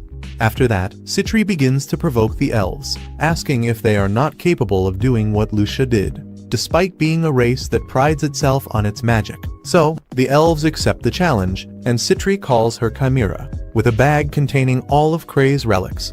Cries begins to carry them one by one, and the other wizards of the clan also begin to work to become stronger. After that, Cray and Citri go to Liz's house, and this shameless girl comes out of the shower without clothes because she forgot her towel outside. Citri closes Cray's eyes so he doesn't see his sister naked in front of him, and after a short discussion, Cray tells Liz that he was planning to throw a party to celebrate her and her sister's return. Liz wants to hug Cray a lot because of this, but Citri manages to hold her back. And then, Cray says that Chino will also go with them. They go to a restaurant to eat and drink. Liz and Citri argue with each other the whole time. Citri challenges her sister to a drinking game and puts poison in her sister's drink when she isn't looking. However, Cray decides to switch the jugs, and Citri ends up drinking the spiked drink. She gets drunk very quickly because of this and starts attacking Cray. Cray, saying that he considers her a walking bag of coins. She asks him if he remembers what day he was killed, how much money he owes her, and then says that Cray must pay her with his own body. Before she can get close to him, a lion throws herself on her and pins her to the floor. Suddenly, they hear a commotion and discover that one of the treasure hunters bumped into a guy named Arnold, who has a very short temper and loves to pick fights. His minions tell everyone to treat him with respect, because he is a dragon slayer and a level 7 hunter. Hear that? Alice and Citri are curious about him. Arnold says loudly that he wants girls and drinks. Suddenly, Liz walks up to him, saying she's there to fulfill both requests, and tells her to go home. This angers Liz, and she pours the drink on his head. Everyone is horrified by this, and suddenly, Liz, furious, smashes the jug on his head.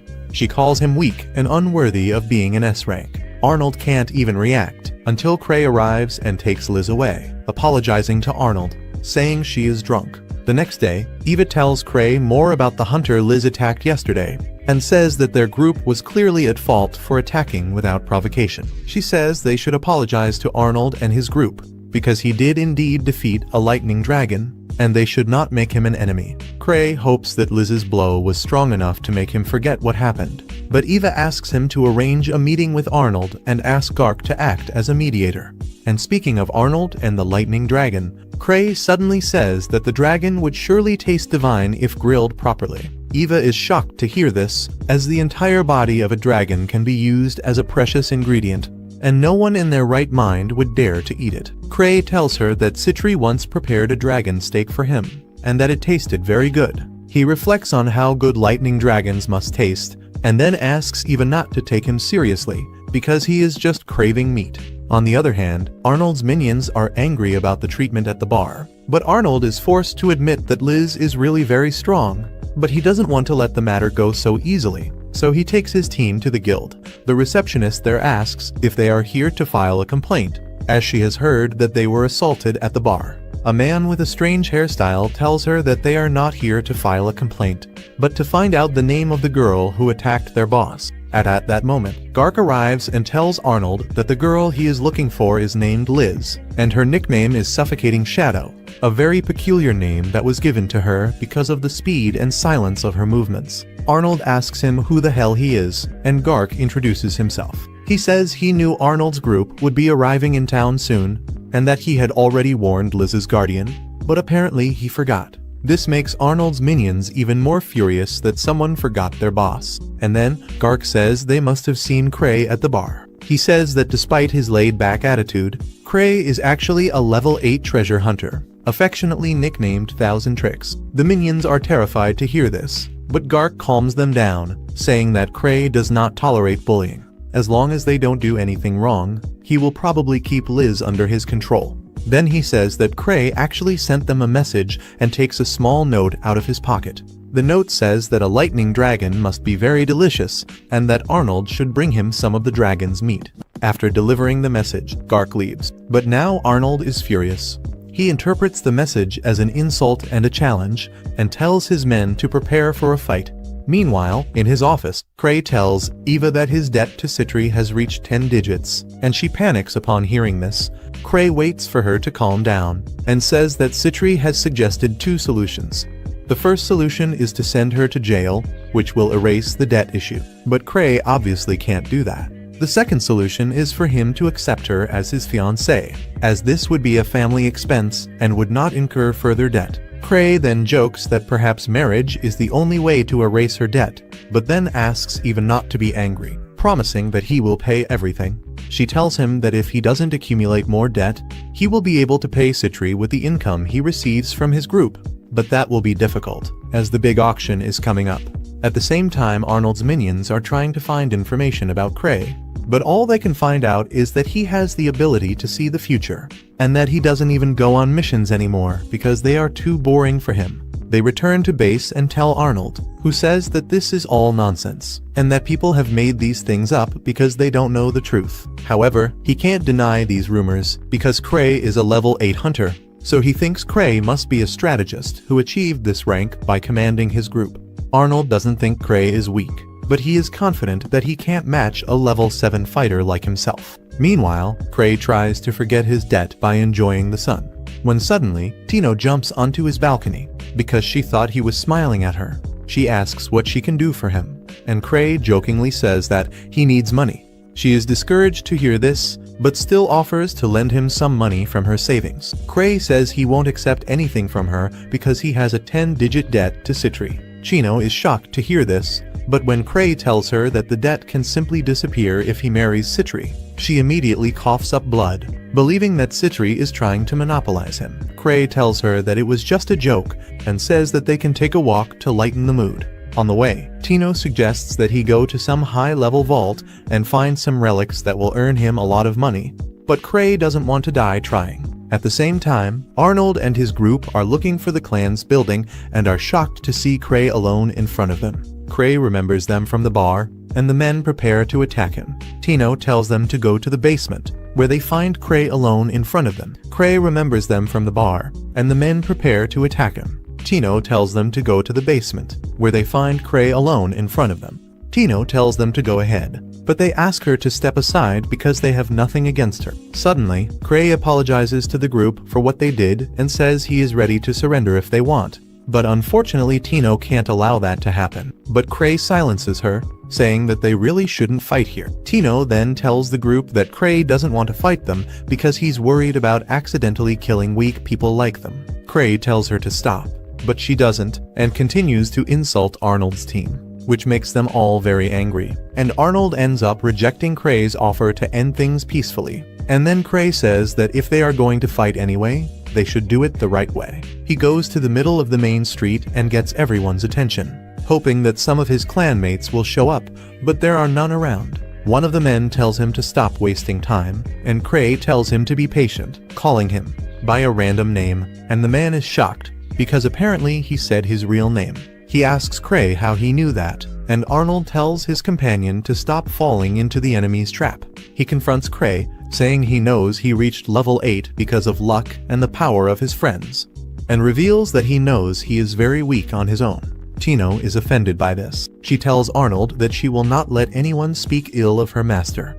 Arnold her determination, but knows she is no match for him. Tino turns to Cray, asking for permission to fight for her honor, and Cray, as if it were a joke, tells her to go ahead. This makes even the great Arnold nervous, as he thought Cray would do something smarter and prevent the girl from fighting. But he says that since Tino wants this, he will respect her wishes. Tino begins to attack Arnold, who simply blocks her attacks. Meanwhile, Cray looks around to see if anyone strong from his clan is arriving. Tina tells him to keep his attention on her.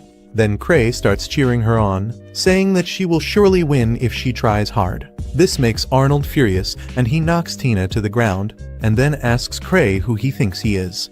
Cray says he is no one special, but that he will not let anyone harm his people. He takes the unique relic Lucia gave him and decides to use it to subdue Arnold. He remembers the time he asked Lucia to create a powerful long-range spell that could defeat an enemy without hurting them, and that would also not hit any bystanders. Lucia told him that this was an impossible request, but in the end, she created the spell Cray needed. Now, he uses this gravity magic to pin Arnold and his men to the ground. Arnold asks if he is a wizard, but Cray says he doesn't care about any class. He releases the strip from the effect of his spell and tells Arnold that if he wants to fight again, he must follow the proper procedures, as he is challenging a clan master. So the proper way to do this is to first defeat the 3 strongest groups in his clan, and only after that can he challenge him again. And these groups are led by very powerful people, like Ark and Sven. Arnold starts screaming, cursing Cray's life, but then he loses consciousness because of the spell. After that, Cray takes Tina out for dessert. She feels bad for not being able to meet his expectations. He tells her not to worry about it, but she asks him to tell her the location of a chest of precious relics so she can retrieve them for him, and that way he can pay off part of his debt. Meanwhile, Liz trains with a golem made by Citri, but is disappointed because it is only a replica, so she asks Citri to bring the original. But she says that the original is with the investigation department. She tells Liz about how Tino fought with Arnold, and says that it must have been a difficult fight for poor Tino. Citri says that Cray helped in the end, and asks her sister if they should take care of Arnold's group. But Liz believes they should leave them alone, unless Cray orders them to. Cray meets with Chloe, saying he doesn't understand why Arnold and the others are mad at him. Then she points out that it's because, although Arnold is a level 7 hunter, Cray seems to completely ignore his existence. She asks him what his first impression of Arnold was, and Cray says that Arnold must like women with large breasts, since he wasn't interested in Alice. We then see that in the past, Chloe tried to join Cray's clan, but was easily defeated by Luke and failed the test. So she gave up being a hunter and became a receptionist for the association. She asks Cray why she failed the test 3 years ago, because at the time he told her she had potential. So, if she had potential, she wants to know what was missing for her to become an adventurer in his clan. In response, he says she should already know. After he leaves, he remembers why she failed the test 3 years ago, and it was actually because she was too young at the time. And he knows that if she tried to do it now, Gark would end up beating him up, so it's better for her to stay in her current position. Chloe then wonders if Cray's refusal to give her a straight answer is one of his 1,000 attempts to find out everything on her own. She thinks he believes that just giving her an answer will not benefit her, so she decides to keep thinking about the real answer, and until she finally understands it, she will continue to do her duty in the association. After that, we see Arnold getting shocked when Chloe tells him what Cray said about him, and the other member tells him to stay calm, saying that Cray is just trying to provoke him. But they can't believe it when Chloe says that Cray himself claimed that Arnold only likes women with big breasts. Now, in order for Arnold to challenge Cray again, he will have to fight the 3 strongest groups in his clan. And when one of the strongest groups shows up and Arnold challenges them, they refuse to fight them.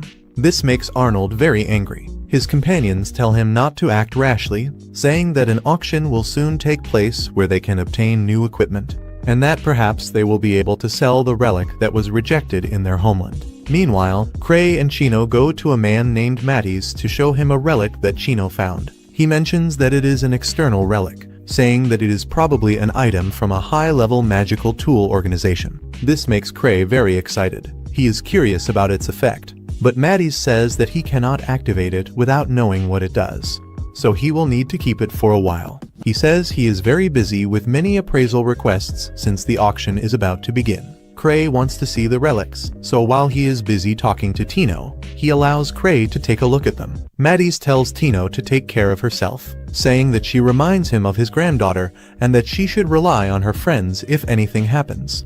He says that even Cray can be helpful sometimes, and she says that even though Cray is strict, he is a wonderful person. Therefore, compared to him, she is nothing. Matties gets angry and asks what Cray is teaching her, but Cray is too focused on the relics. He discovers a relic called Reverse Face, which can change the face of its user.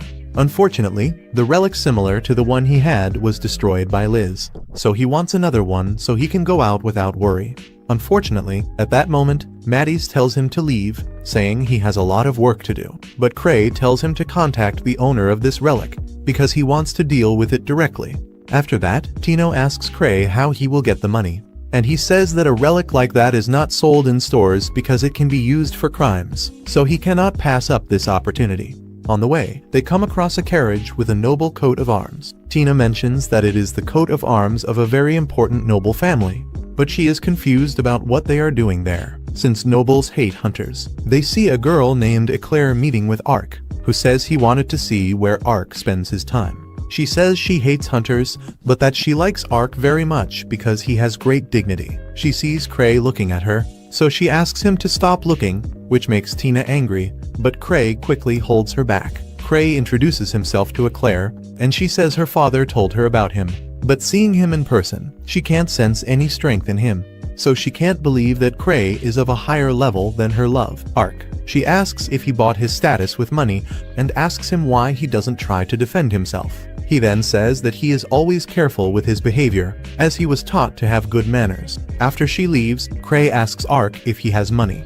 Ark says yes, but refuses to lend it to him, as he knows that Cray must have found another relic. Cray tells him that he needs to get it. Then Ark asks him what the relic can do. But when Cray says he can't tell him, Ark tells him he can't help him. Cray starts asking everyone to lend him money. And so, a rumor spreads around town that he is looking to buy a powerful relic at auction. After seeing that he has no other choice, he goes to Citri and apologizes for asking her for more money, even though he said he would pay his debt. She notes that their relationship has always been like this and says that her research will be delayed a little, but that she has obtained money by selling spare materials. She notes that since he really needs the relic, she will put her needs aside, and even offers to ask the bank for a loan if the money is not enough. Cray hopes that the owner of the relic will not ask too much for it, but is shocked when he sees that the relic belongs to Arnold's group. Arnold's companion tells them that this is a rare relic that they brought from the land of mist, so they won't sell it for little money. But Citri tells them that it looks scary. Arnold's companion says that they can simply put it up for auction. But Citri says that nobles don't buy relics that don't look good, so it won't sell for a high price. Arnold says that they don't even know what the relic's effect is. Therefore, they can't put a price on it. But he thinks Cray must know what it can do, since for some reason he is very willing to buy it. Cray refuses to tell him anything, but notes that the relic is dangerous, and that's why it has been restricted by law. So he tells them that it's best to sell it. Arnold wonders why he wants this relic so badly, since it is so dangerous that they cannot sell it. Arnold begins to wonder if Cray is trying to lure them into a trap. He believes that the relic may indeed be a dangerous item, and that Cray may be trying to get them to keep it. So he decides to sell it for 10 million coins, because he knows that this relic is of no use to them, since they don't know how to use it. And falling into Cray's trap by keeping it would be the worst case scenario. And so, he suggested a price they couldn't refuse. Cray accepts, and Arnold is happy thinking he has won the negotiation. But Cray asks Citri if it is okay to buy it for such a cheap price. She says that they were the ones who suggested a price. Then, when they are about to buy it, other hunters start offering more money for it, and Eclair offers 100 million to buy it. After that, Eva tells Cray that everyone thinks it's the strongest relic in the world, since he was borrowing money to buy it. But Cray mentions that its only use is to avoid being recognized. She tells him to stop increasing his debt. But Citri arrives with 800 million coins and reveals that she was saving this money for her wedding to Cray, but that she will spend it all for his sake. Eva is furious with her for allowing Cray to spend her money, so they end up arguing. After that, Cray and Citri go to meet Eclair to discuss the relic. She admires his attitude of presenting himself so openly, but tells him that the only thing he has to overcome Ark is his level. He reveals that some people really comment that Ark is his enemy, being his main rival, but he doesn't think so. He considers Ark a friend. She thinks Cray is mocking Ark, so she takes his sword and starts saying that Cray must have gathered many relics to reach level 8, which means his strength is fake. She then decides to win the relic at the auction and give it to Ark to help him become stronger. But Cray tells her that Ark wouldn't be happy about that, because a relic isn't what makes a person strong. Upon hearing this, Eclair starts crying, saying she will get the relic and give it to Ark. Ark wouldn't be happy about it, because a relic isn't what makes a person strong. Upon hearing this, Eclair starts crying, saying she will get the relic, no matter what. But Citri tells her that even though she is a noble, she doesn't have an unlimited amount of money. Citri knows that Eclair only has 100 million and reveals that their budget is 200 million. Therefore, her defeat is already guaranteed. But she says that if Eclair manages to raise more than 200 million, they will admit defeat. Eclair ends up telling her father about the situation, and he says that they cannot back down, because it would tarnish the family name. So he asks his advisor how much they can spend. He says they can take 500 million coins from the family's savings, plus a 500 million loan from a company. But he says the loan will have high interest rates. Eclair says that Cray's budget is only 200 million, so they only need more than that. But the advisor tells her that no competitor would reveal their actual budget. Her father tells her to win at all costs, no matter what happens. And soon after that, we learn that Citri has a budget of 950 million. But she is still not sure they can win. Cray tells her she has done enough, and Alice offers to steal the relic if they lose. But Citri tells her it's not a good idea, as Cray would be the prime suspect. They arrive at the auction and meet up with Chino and the others. Cray realizes that everyone is wondering about the ultimate relic he is looking for, so he asks Chino to bid for him instead. The auction begins, and as the relics are sold, Alice asks when the mask will appear. But Cray says it is the last item, as there are many people interested in it. Cray is disappointed that he cannot bid on other items, because if he does, he will not have enough money for the mask. Next, a sword appears, and Chino looks at Cray for his signal. He fights with all his strength against his addiction, but when the next items appear, he begins to lose control. He is about to make an offer, but he thinks about what Citri would think of him. However, he realizes that she would forgive him, so he prepares to give everything he has. But the next item is the golem of the Tower of Akasha, and he realizes that Citri wants it. But she tells him not to worry, because if he does, they won't have enough money for the mask. She tells him that it's not that important, but Cray can see how much it means to her. He then decides to win it for her, and the offer reaches almost 300 million. Then Citri starts to worry, but Cray thinks that this is actually just her money.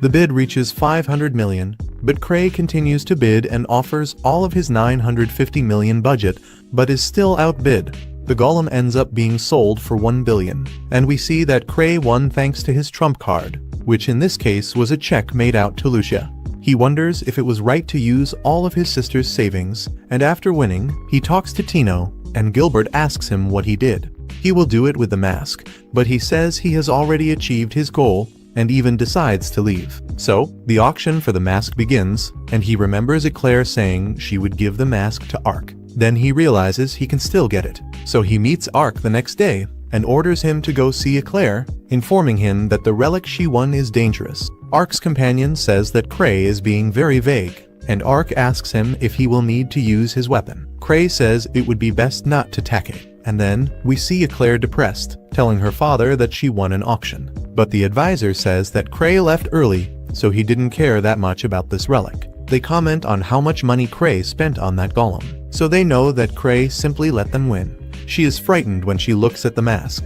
and says she is a loser. But suddenly, the mask asks if she wants to have power. The girl begins to hesitate, until suddenly she is possessed by the mask. Meanwhile, Ark arrives at Eclair's house. He is told that she has locked herself in her room. Suddenly, a loud bang is heard. So, they rush to take a look and find Eclair wearing the mask. As she throws it, a guard falls away. Ark asks her what happened. Then, she says she won the strongest relic for him. He thanks her and asks her to give him the relic. But she sees that he has her sword and refuses to do so just because of the weapon. At that moment, Arky remembers Cray's warning about not taking his weapon. Eclair begins to lose control, so Ark orders his group to prepare to fight, and warns them that they must avoid hurting Eclair. She refuses to lose to anyone and attacks Ark with a sword. Meanwhile, Arnold's group is very happy because they managed to sell that mask for 200 million. However, they meet Alice and Citri waiting for them. They say that the plan they obtained is part of Cray's plan, so they ask for a share of the money. Arnold's companion finds this ridiculous, but Citri says she is willing to sell the antidote for about 10 million. She asks if they noticed that their drinks tasted strange, and suddenly everyone feels sick. Then Arnold realizes he has no choice but to buy the antidote from her. Back at the clan's office, Cray organizes a party to thank Ark. When he arrives, he gives Cray the mask. Cray is very excited to finally have his face reversed, and Eclair thanks him for sending Ark. Cray is very happy with the mask. Ark warns him that it is very dangerous, but Cray doesn't care and puts it on immediately. The mask clings to his face and evaluates him, but it discovers that all his other their attributes are very low, and that he doesn't even have motivation. Therefore, the mask has no way to possess him, and so it removes itself from his face. Cray realizes that this is not a reverse face, but he also likes this relic, because it can talk. Eclair finally decides to give it to him. At the same time, Alice and Citri return with the money, and everyone enjoys the party. Cray, upon discovering what happened to Claire, becomes depressed when he realizes that he must be weaker than her. That's why the mask didn't activate with him. The second season begins with us returning to the past, where little Tino is getting ready to go out. She puts a beautiful brooch on her clothes and goes out on the street, where she is greeted by people. The elderly ask her to be careful while shopping, but Tino reassures them that she is already 11 years old. Tino then goes to a bakery, where the owner asks her to be careful, as some evil hunters are kidnapping children on the street. The baker says she will be fine as long as she doesn't go into any alleys. As soon as the baker says this, Tino, after buying a lot of things, ends up in a dark alley while thinking about the olive oil she should buy.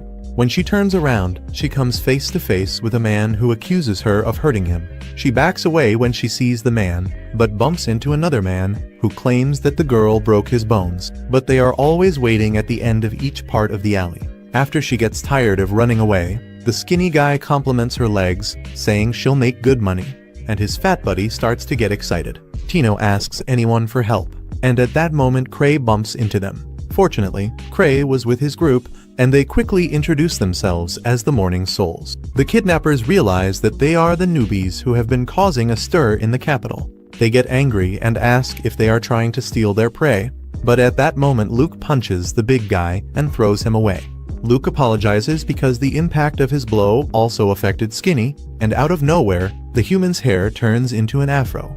Angry, Skinny tries to punch Cray, but Alice kicks him away. The men decide to retreat to their place and Skinny says goodbye because they are outnumbered. Then they run away, promising to take revenge one day. Cray then asks if Tino is okay, and little 11-year-old Tino asks who they are. That's how she met this gang of super strong madmen. In the present day, we see Tino telling the story we just saw. She says that at the time, the master acted like a god, reaching out his hand to her. Eva is happy that Tino is okay, and congratulates Cray on another great achievement. Cray looks away and admits to himself that he had completely forgotten. After all, it has been 5 years since he and his group saved Tina. Besides, he couldn't see anything with that mask on, and he only ended up saving her by pure chance. That day, after being saved, Tina thanked everyone, and all of Cray's friends asked her if anything had been stolen. Tina noticed that her brooch was missing, and then Cray tells little Tino that they will take care of these kidnappers, so she shouldn't worry about it. Tino then runs away in the middle of the night. So Citri asks Cray how he intends to deal with the kidnappers. He says that the kidnappers are hunters, so all they have to do is report them to the association. Citri asks how he knows they are hunters, and Luke says that Cray probably used his mind's eye power, and everyone gets excited saying that Cray is amazing. He, embarrassed, admits that yes, but deep down, even without proof, he believes that there is no one more suspicious in the capital than hunters. The next day, they go to the branch manager, Gark. They introduce themselves with more Morning Souls, and Gark reveals that he has heard some stories about them. Cray finds Gark's face scary. They then reveal that some hunters were trying to kidnap a little girl. Gark then asks why they didn't arrest the kidnappers on the spot, and also asks what the kidnappers look like. Cray says he doesn't know the kidnappers' faces and only heard their voices. Gark asks why, and the answer is easy. It was because they were wearing these masks. Luke says that these masks are cool, and by wearing them, they are training their mind's eye, just like Cray. Cray says that the girl who helped them can describe their faces, but Gark gets angry and says that there are many hunters in the capital. Finally, Cray asks what they should do if the kidnappers try to take revenge, and Gark gives Cray's group permission to do whatever they want. After that, as they leave, Gark says that Cray's group is made up of innocent children, and there's no way for them to know if the kidnappers were hunters, since they didn't even see them. He then wonders who is kidnapping the children and refuses to believe that hunters are really doing this kind of dirty work. On the other side of the screen, the two kidnappers are very angry that their prey has been stolen. In their minds, Cray's group ended up kidnapping that little girl instead of them. They urgently need to meet their kidnapping quota so that the organization doesn't come after them. The big guy suggests that they introduce that group of powerful hunters to their organization, as he is sure that the organization will love having powerful hunters like those kidnapping children for them. And if those children refuse to help the organization, they will end up being eliminated. They smile maniacally, saying that this is a perfect plan. Back in the present, Tino continues telling this story to everyone, and the hunters can't stand Tino talking non-stop anymore. Cry was there listening to everything, and he begins to remember what happened at that time. He remembers that after everything Tyro told them, some hunters they didn't know came to talk to their group. They invited him to join their organization. They claimed that their boss is a very influential person in the region. And since they are recommending them personally, the head of the organization will make an exception and receive them today. Cray has no idea what organization they are talking about, so he comes to the conclusion that there is another organization he should visit, one just like the Hunters branch.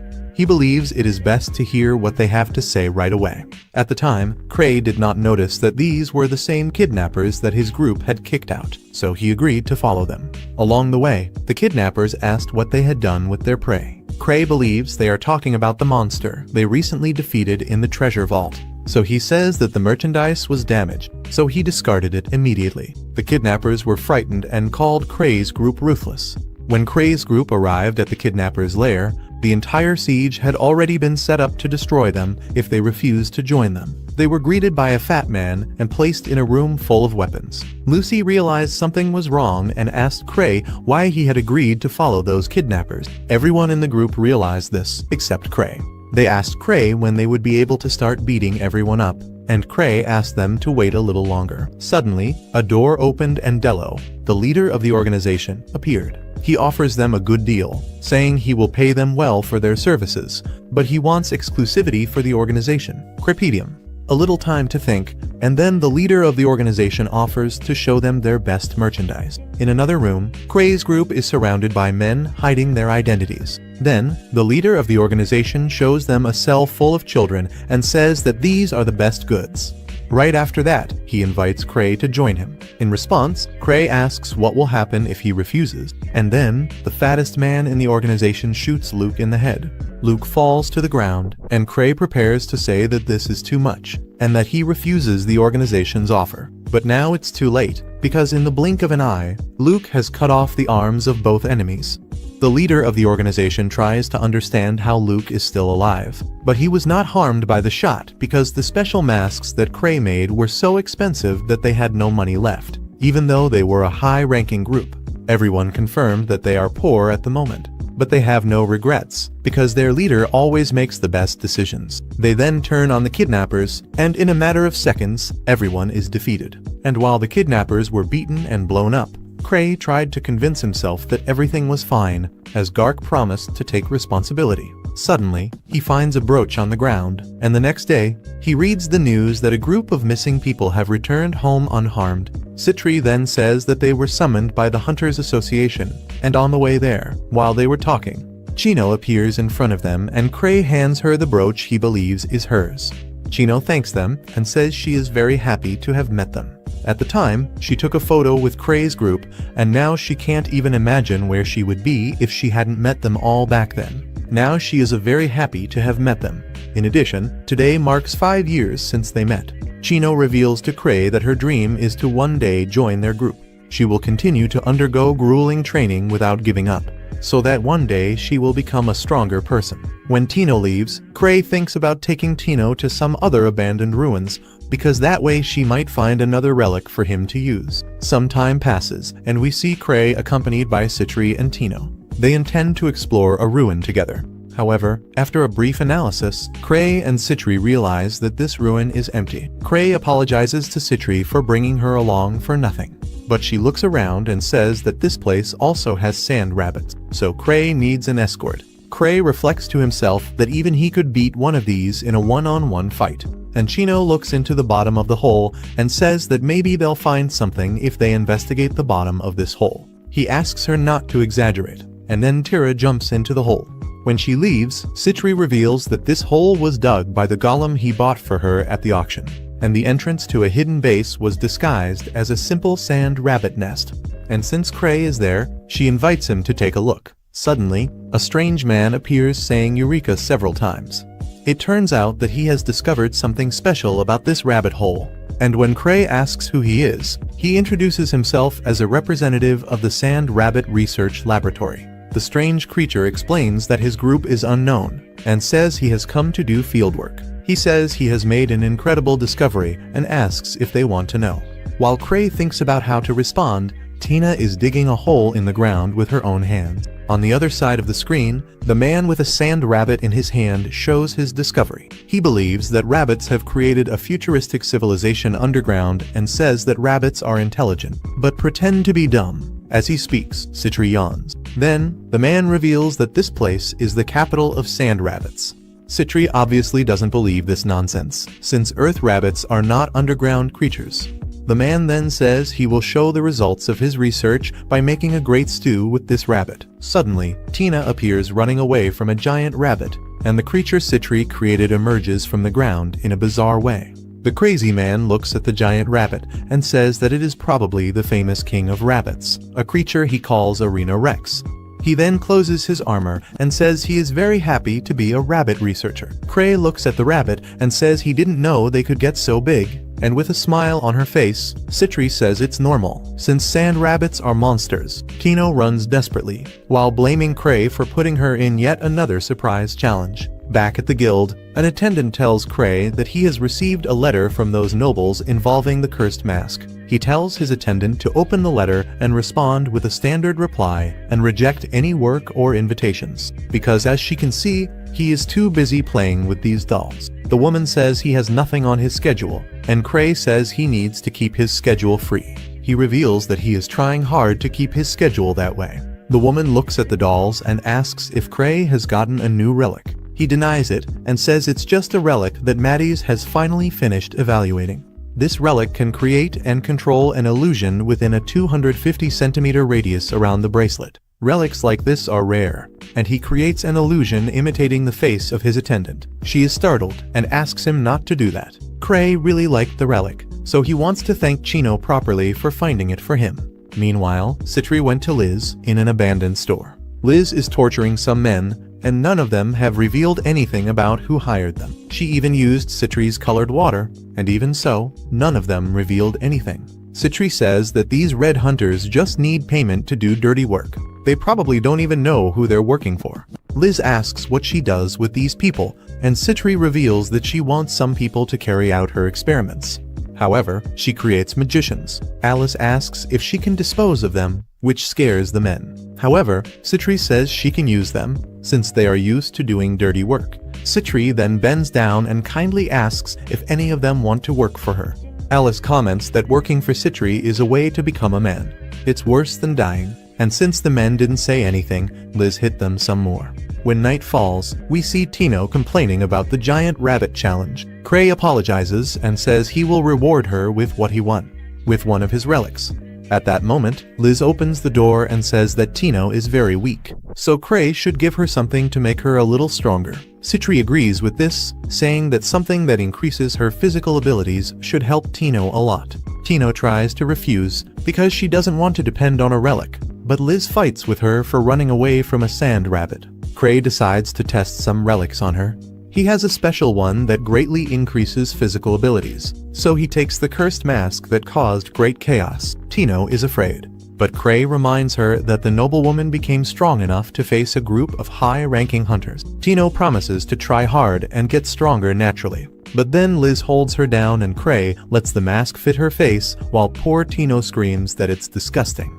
In a matter of seconds, Tino's personality changes completely, and she grabs Cray in her lap. She scolds Liz for getting too close to her master and also fights with Citri, calling her an old witch.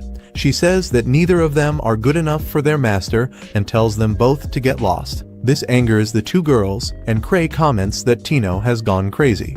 After that, we see Cray receive a mission exclusively for him. The mission was sent by an important nobleman, and it is very important for the Hunters Association to increase the friendship between hunters and nobles. Cray says that other people can do it, but the mission is exclusively for him. He says he will send Ark's group to take care of it because he doesn't want to work. Then, the old man tells him that he has not completed any missions, and for that reason he will be expelled from the Hunters Association. For the old man, this will be a shame, because Cray is at level 8, and never in history has someone so strong been expelled for not working. He blames Cray for giving credit for his achievements to everyone around him. But deep down, Cray admits that he really hasn't done anything. Cray doesn't accept the mission yet, but promises to prepare to fulfill it. When he goes out on the street, 2 people end up greeting him, calling him Cray. He doesn't know who these people are, but joins them for a cup of tea. The boy then asks Cray not to carry out this mission for the nobility. He knows that Cray is almost at level 9, but originally defeating the Akasha Tower was their responsibility, not Cray's. The boy says he can't let Cray do everything, and in response, Cray just agrees with everything and says he doesn't want to get involved in these dangerous things and doesn't intend to go up to level 9. The boy thanks Cray for his understanding, and suddenly, Arnold and his group show up wanting to pick a fight with Cray. At that moment, the boy and his partner decide to deal with Arnold as a way of thanking Cray for his understanding. It turns out that this boy is Art Baron, and the girl is called Mary, and both are members of the Hidden Curse Group, which is a clan of magicians led by the strongest magician in the capital, called Abyssal Hell. Upon discovering the boy's name, Cray asks to go to the bathroom, and then he escapes through the window, because he doesn't want to pick a fight with the old master of the Hidden Curse Group. On the street, to hide his identity, he uses Ark's face, but he has not yet mastered the artifact, so the face is glowing and attracting everyone's attention. Arriving at his office, he receives news that should be good. He has been invited to attend a prestigious meeting that the Emperor is offering to hunters. He is sad and says that today is really not his day. And as the woman explains the details of the event, Cray becomes increasingly discouraged. She is happy that the Emperor has recognized Cray. But he, on the other hand, is thinking of fleeing to the land, to the mountains. Cray then leaves, saying he is going to take some time off. Alice intends to follow him, and Citri goes along too. But Citri is still concerned about the investigation of the Tower of Akasha. At that moment, Cray remembers the earlier conversation and says he asked the Hidden Curse Group to take care of it. Citri can then go without worry. Then, Liz tells everyone that Cray is going on vacation and asks if anyone wants to come along. At that moment, everyone starts making excuses, because they are afraid that this vacation will be another impossible event that Cray always puts them through to suffer and become stronger. Liz gets angry, but Cray calms her down. The next day, Liz goes to Tino and tells her to get ready to travel with them. Tino apologizes for everything, but Liz doesn't care about that. On the other side of the screen, we see that Citri has taken care of the Red Hunters, and now they are her loyal servants. She asks them to greet Cray, but they remain silent, so she presses a button, causing them to be electrocuted. Thus, they finally begin to act like better people. Cray asks if they are her friends, and she says yes. Liz arrives with Tino, and the poor rookie is afraid of dying in Cray's next challenge. They finally begin to leave, and the weather begins to close in. Arnold's group quickly discovers that Cray is leaving town, and Arnold is very angry that Cray escaped from them through the bathroom window. So he's going after them. Gark also discovers that Cray has left the capital, but he didn't take the special mission with him. So he orders this beautiful girl to go after him with the mission, because she hashes very important data. She joins a group of hunters to follow the trail of Cray, and on the way out of town, she ends up meeting Arnold. At the same time, terror begins in the city with horrible news, which makes the hunters believe that Cray has deceived them again. And now they will have to participate in a very difficult event where everyone could end up dying.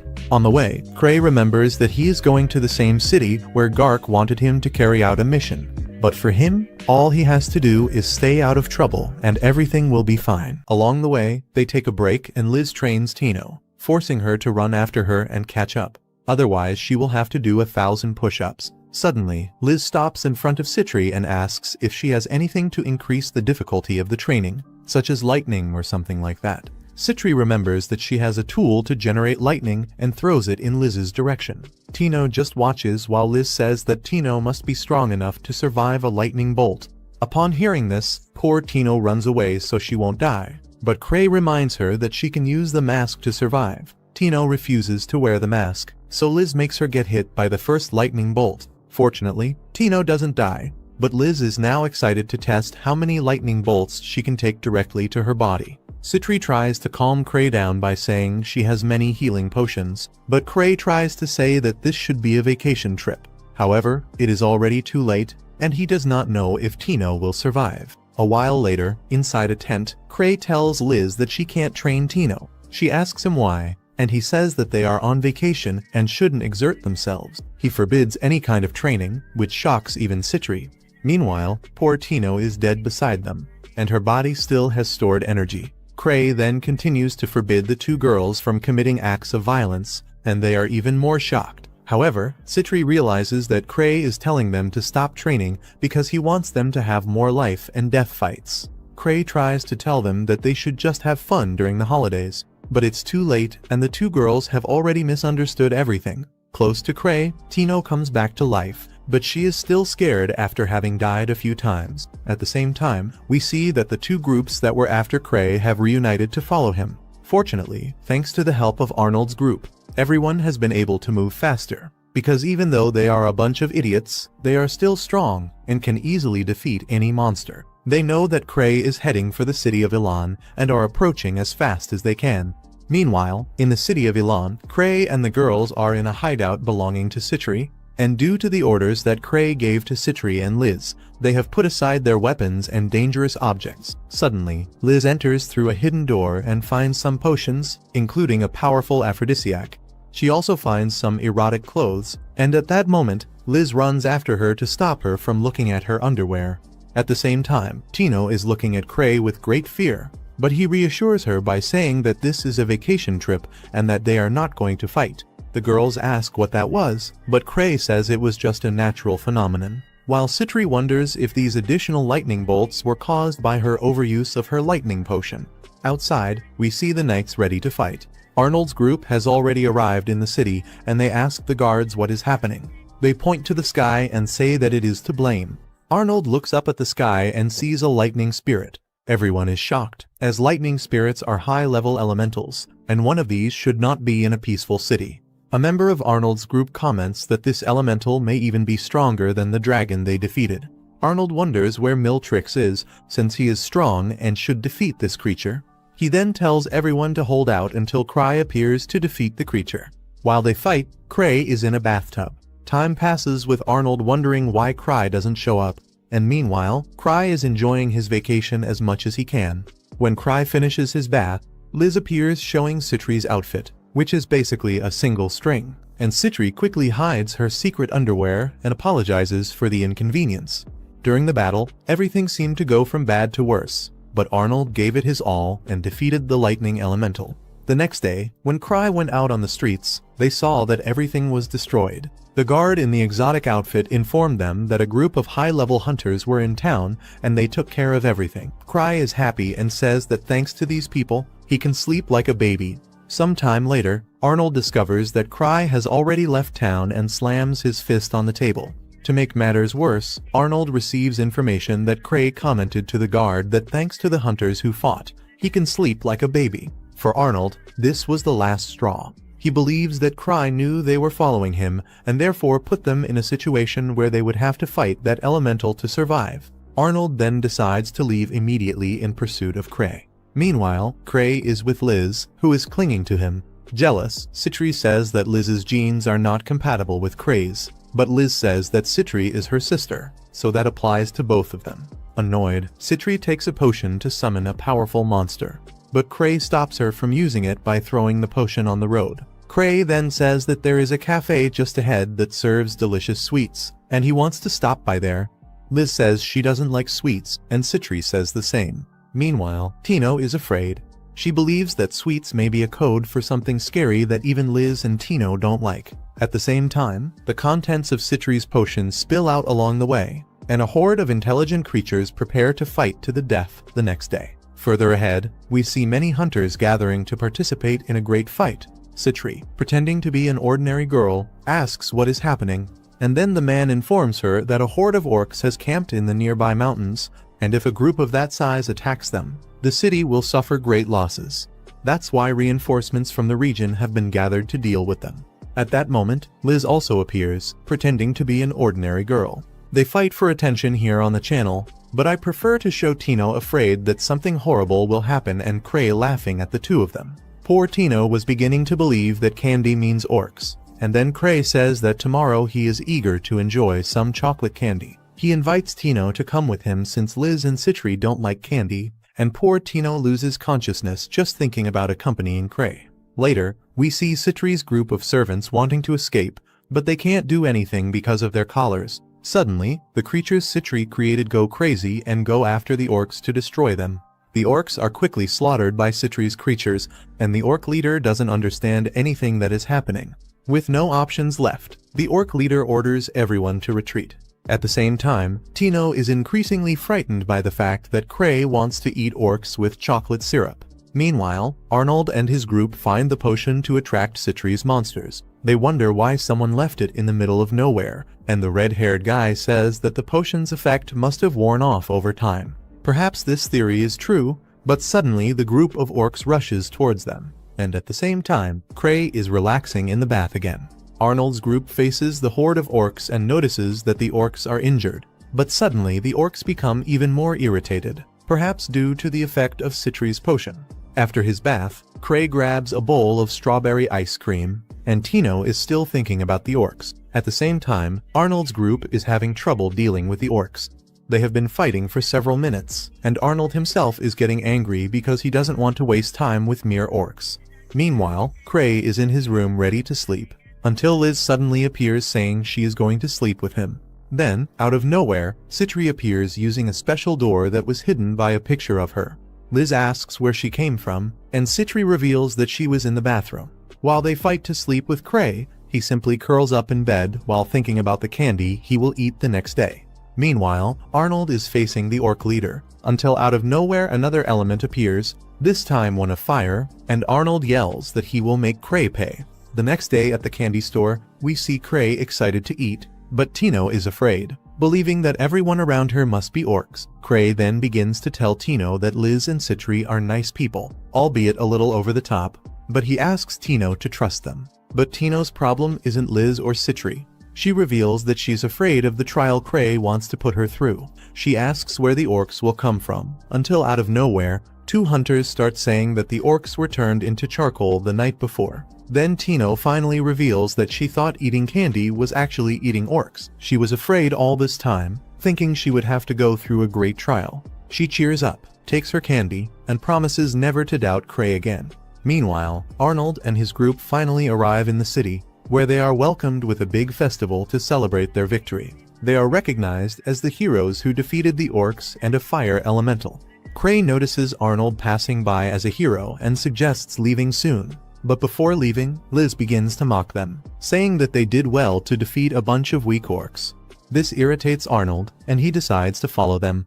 But a group of single mothers with a lot of love to give surround Arnold and pour all their love on him. So Arnold leaves for the next town, and after seeing Arnold, Cray decides to take a shortcut through the mountains to escape from the man who wants to confront him. Liz and Citri are happy and comment that their vacation is finally going to begin. While Tino, on the other hand, is sad because this area is full of dangerous monsters. Cray is now determined to show Arnold how good he is at running away, while Arnold and his group are still stuck receiving their honors as heroes who saved the city. Tino has already accepted his death, and in the forest, an even worse creature is eager to cause more trouble. During their journey, Tino gets scared by the terrifying monsters that appear along the way. Fortunately, she hasn't had to act yet, since the Giga Chad created by Citri is effortlessly destroying every creature that crosses their path. The group keeps moving north, toward the Galist Mountains, a region completely infested with monsters. Citri mentions that in these lands dwell the legendary lost giant demons. Curious, Cray asks what they look like, but Citri admits that no one really knows because everyone who has ever seen them ended up dead. Meanwhile, Liz watches through the window, observing the strange creatures outside. Cray notices that she looks a bit sad for not being able to train, and he tells her that defeating monsters doesn't really count as training, since for them, that's something natural. Excited by his comment, Liz invites Tino to go punch some monsters together, And, as always, Cray offers Tino his creepy mask. But for Tino, both options are terrible. So, without thinking twice, she runs off into the forest. Unfortunately, the whole Tino fighting forest monsters arc was cut from the story, so we only know that she suffered a bit more. Moving forward, the group comes across two paths, one that looks safe, and one that looks extremely dangerous. However, according to Citri's servants, the safe path is actually a trap set by bandits. Even after hearing that, Cray decides to take the prettier path. Some time later, everything turns out fine, no monsters appear, and Cray is happy they made it through safely. He decides to go fetch some water, while, on the other side, Arnold's group arrives at the same crossroads. Everyone believes it must be another one of Cray's provocations, but Arnold thinks it's impossible that everything so far could have been planned by him. However, Cray's guild members insist that he's absolutely capable of such things, and they even remind everyone that they themselves have been victims of Cray's trials before. While Cray goes to fetch water, Liz suddenly appears, jumping out of the river and kicking a giant fish straight out of it. Later, we see Cray fixing her hair, and Liz happily comments that everything is fun when he's around. She's enjoying her vacation and says she's happy to have come along. She also promises to get stronger, so she can protect everyone and to help Tino grow as well. Cray simply nods with a calm smile, but just as Liz seems about to try something more with him, a sudden explosion interrupts the moment. We then see Citri and her monsters fighting against an incredibly powerful creature. When Tino tries to help, the monster dodges her attack with ease and prepares to strike back. But just as everything seems lost, Liz appears and protects Tino with a single kick. Tino is amazed by Liz's strength, and Citri reveals that the creature is actually one of the lost giant demons. Moments later, Cray arrives and asks what's going on. Citri calmly replies that everything is going exactly according to his plan. She explains that this creature learned from the bandits of the region how to create illusionary paths that deceive travelers and lead them into deadly traps. That's why one of the roads looked perfect, while the other looked terrifying. Citri also mentions that the demon has been following them ever since they entered its territory. Suddenly, the creature grabs a massive boulder and throws it straight at Cray, shouting for him to die. Before it can hit him, Liz catches the rock mid-air and throws it back with all her strength, telling the demon to die instead. The rock hits the target directly, but to everyone's shock. While Citri comments that the demon can even speak, Liz realizes that her attack didn't even make him flinch, and warns that if the battle drags on, Tino could end up dying, since she's the weakest of the group. At that moment, the demon stands back up, and the wound on its stomach heals instantly, showing just how dangerous it truly is.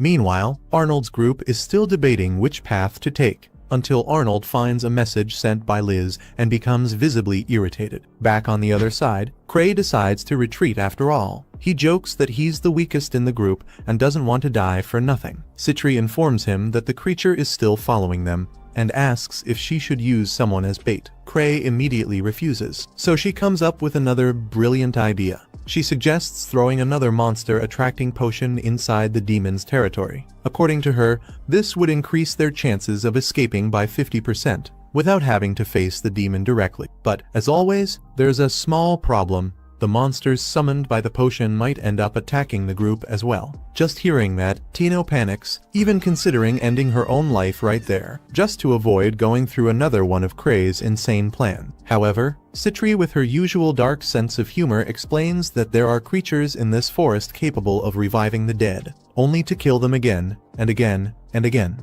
Upon hearing that, Tino completely breaks down, realizing that not even dying would be an escape. Sometime later, everything works out. Cray's group manages to avoid the monsters, and finally, the demon's presence disappears. Even so, Tino stays hidden, whispering softly that Cray is terrifying and that he's really scary. At that moment, Cray appears holding his sinister mask. He tells Tino not to worry so much about her surroundings, and, trying to make her feel more at ease, he hands her the mask, saying that as long as she's holding it, at least she won't die. With a calm smile, he adds that if she's carrying the mask, he won't have to worry so much about her. Tino, having no other choice, finally accepts the gift, and, right after that, the monster created by Citri continues fighting the modified bandits that she herself had created. Sometime later, one of the modified bandits sees Citri handing a mysterious key to Cray, and a dangerous thought begins to form in his mind. Meanwhile, Arnold's group discovers Cray's camp. They inspect everything carefully and conclude that it must be a trap, but even so, they decide to move forward. On the other side, the intelligent demon is watching from a distance. He realizes that Arnold's group is strong and that they know Kray's team, so he decides to put a new plan into action to approach Kray while disguised as Arnold. The real Arnold notices movement in the forest and heads out to investigate. Shortly after, the demon appears before Kray, still disguised as Arnold. Kray looks him up and down and asks, "Where are your clothes and your weapon?" The imposter arrogantly replies, "Those things are for the weak." Kray, completely confused, offers him a cup of coffee. But the demon suddenly starts screaming hysterically, shouting that he's going to kill Kray. Puzzled, Kray looks at Liz and Tino and asks if that's really Arnold. Without hesitation, both of them confirm, yes, that horrible thing looks exactly like Arnold. Believing them with all his heart, Kray kneels down and apologizes for everything that happened between them. And right at that moment, the real Arnold appears, even angrier after seeing Kray treating the demon as if it were him. Consumed by rage, Arnold raises his sword and strikes Kray with all his strength, trying to kill him. But Kray is wearing billions of magical rings that protect him from fatal attacks, and the sword is completely reflected. Arnold can't understand what just happened. To him, it looks as if Kray performed a perfect parry. At that moment, the demon drops his disguise, revealing his true monstrous form and roaring that he'll kill everyone there. But Citri and Liz are already prepared. They plan to eliminate him right away. Kray then points at Arnold and says that the demon tricked him, making him apologize to the wrong person. But that only makes Arnold even angrier. He rushes forward and lands another hit on Kray. Furious, Arnold surpasses his own limits and unleashes a powerful lightning element attack. At that moment, Kray notices that Tino is about to be hit, so he steps forward to protect her, sacrificing yet another one of his precious resistance rings that defend him from lethal damage. Arnold shouts at Kray to use a weapon or attack with magic, but Kray calmly replies, "I'm a pacifist. I'd rather not fight." Arnold attacks again, hitting Kray on the foot, but the result is the same. Nothing works. Tino makes a bold decision to face Arnold on her own. To prove to Kray that she truly trusts him, she grips the mask tightly and puts it on her face. Kray feels a chill run down his spine. Something powerful has just awakened. When the mask tries to take control of her body, Tino resists with all her willpower and demands full control. The mask recognizes her inner strength and acknowledges that she's worthy of using it manually, without the automatic mode. And then, the transformation begins, and Tino takes on a completely overpowered form like a true magical girl. Liz turns around, shocked by the scene, and in the next instant, Arnold is sent flying back by a single devastating kick. Excited, Kray shouts enthusiastically, "Super Tino!" The next day, Tino wakes up. Kray, smiling, tells her that unfortunately, even with all that power, Arnold was still stronger and ended up defeating her with a single punch. Meanwhile, Liz and Citri managed to defeat the demon, but it kept reviving over and over again. Exhausted, they decided to leave the problem to Arnold's group and went on their way. Tino survived, but she feels down for not being able to win, so Kray, with a gentle tone, tells her that even his own companions have lost many times before. He reminds her that Liz herself was defeated several times before becoming as strong as she is now, and he promises that one day, Tino will become an incredible hunter. Liz blushes at the revelation, and Tino promises to train as hard as she can. She asks Kray if he'll ever officially accept her into his group, and he answers that he will, which makes everyone smile happily at the result. Meanwhile, Arnold's group finally eliminates the demon. The members of Kray's guild realize that since the beginning of their journey, Arnold and his allies have grown tremendously, becoming true heroes with great achievements. Even so, Arnold still believes he's being manipulated by Kray, and vows to find him again and defeat him once and for all. After a while, we see that our hunters are near the city of Sulz, a place famous for its hot springs and beaches. We see Tino watching someone with admiration, and that someone is Citri and her perfect body. Citri asks Tino to get plenty of rest after everything that has happened, and when she finishes saying this, we can see a set of suspicious vials on her arm. Meanwhile, Kray is very happy to be in a luxury inn far from any problems. Kray is happy to be alone in this place, and as he thinks about it, he remembers Citri warning him that a nearby town is being attacked by bandits, so it's normal that no one shows up here. Kray doesn't care about bandits. The only thing he wants is to get away from trouble. Suddenly, he hears someone singing. The noise is coming from the open area, so he goes there to check what is happening. There he finds a strange creature singing. He remembers Liz inviting him to hunt a hot spring dragon. He obviously refused and also asked what a hot spring dragon is. This brings him to the present moment, where he sees this strange creature singing in this hot spring. Cray doesn't believe that this little creature is a dragon. He believes that this cute creature must be the mascot of the owner of this place. So he decides to take a bath in the open air, obviously avoiding eye contact with the creature so as not to disturb it. Little did Cray know that the hot spring dragon is one of the most powerful creatures in this world. With a high level of intelligence, the dragon cannot stand Cray's presence and attacks him. But fortunately, he survives thanks to his safety ring. Meanwhile, Citri was trying to use a suspicious shampoo on Tino, until they both hear Cray shouting that a dragon has appeared. Citri and Tino quickly appear to support him, but Citri claims that Cray did not ask for help, even though his screams sounded like that of someone in despair. Citri says that this dragon is small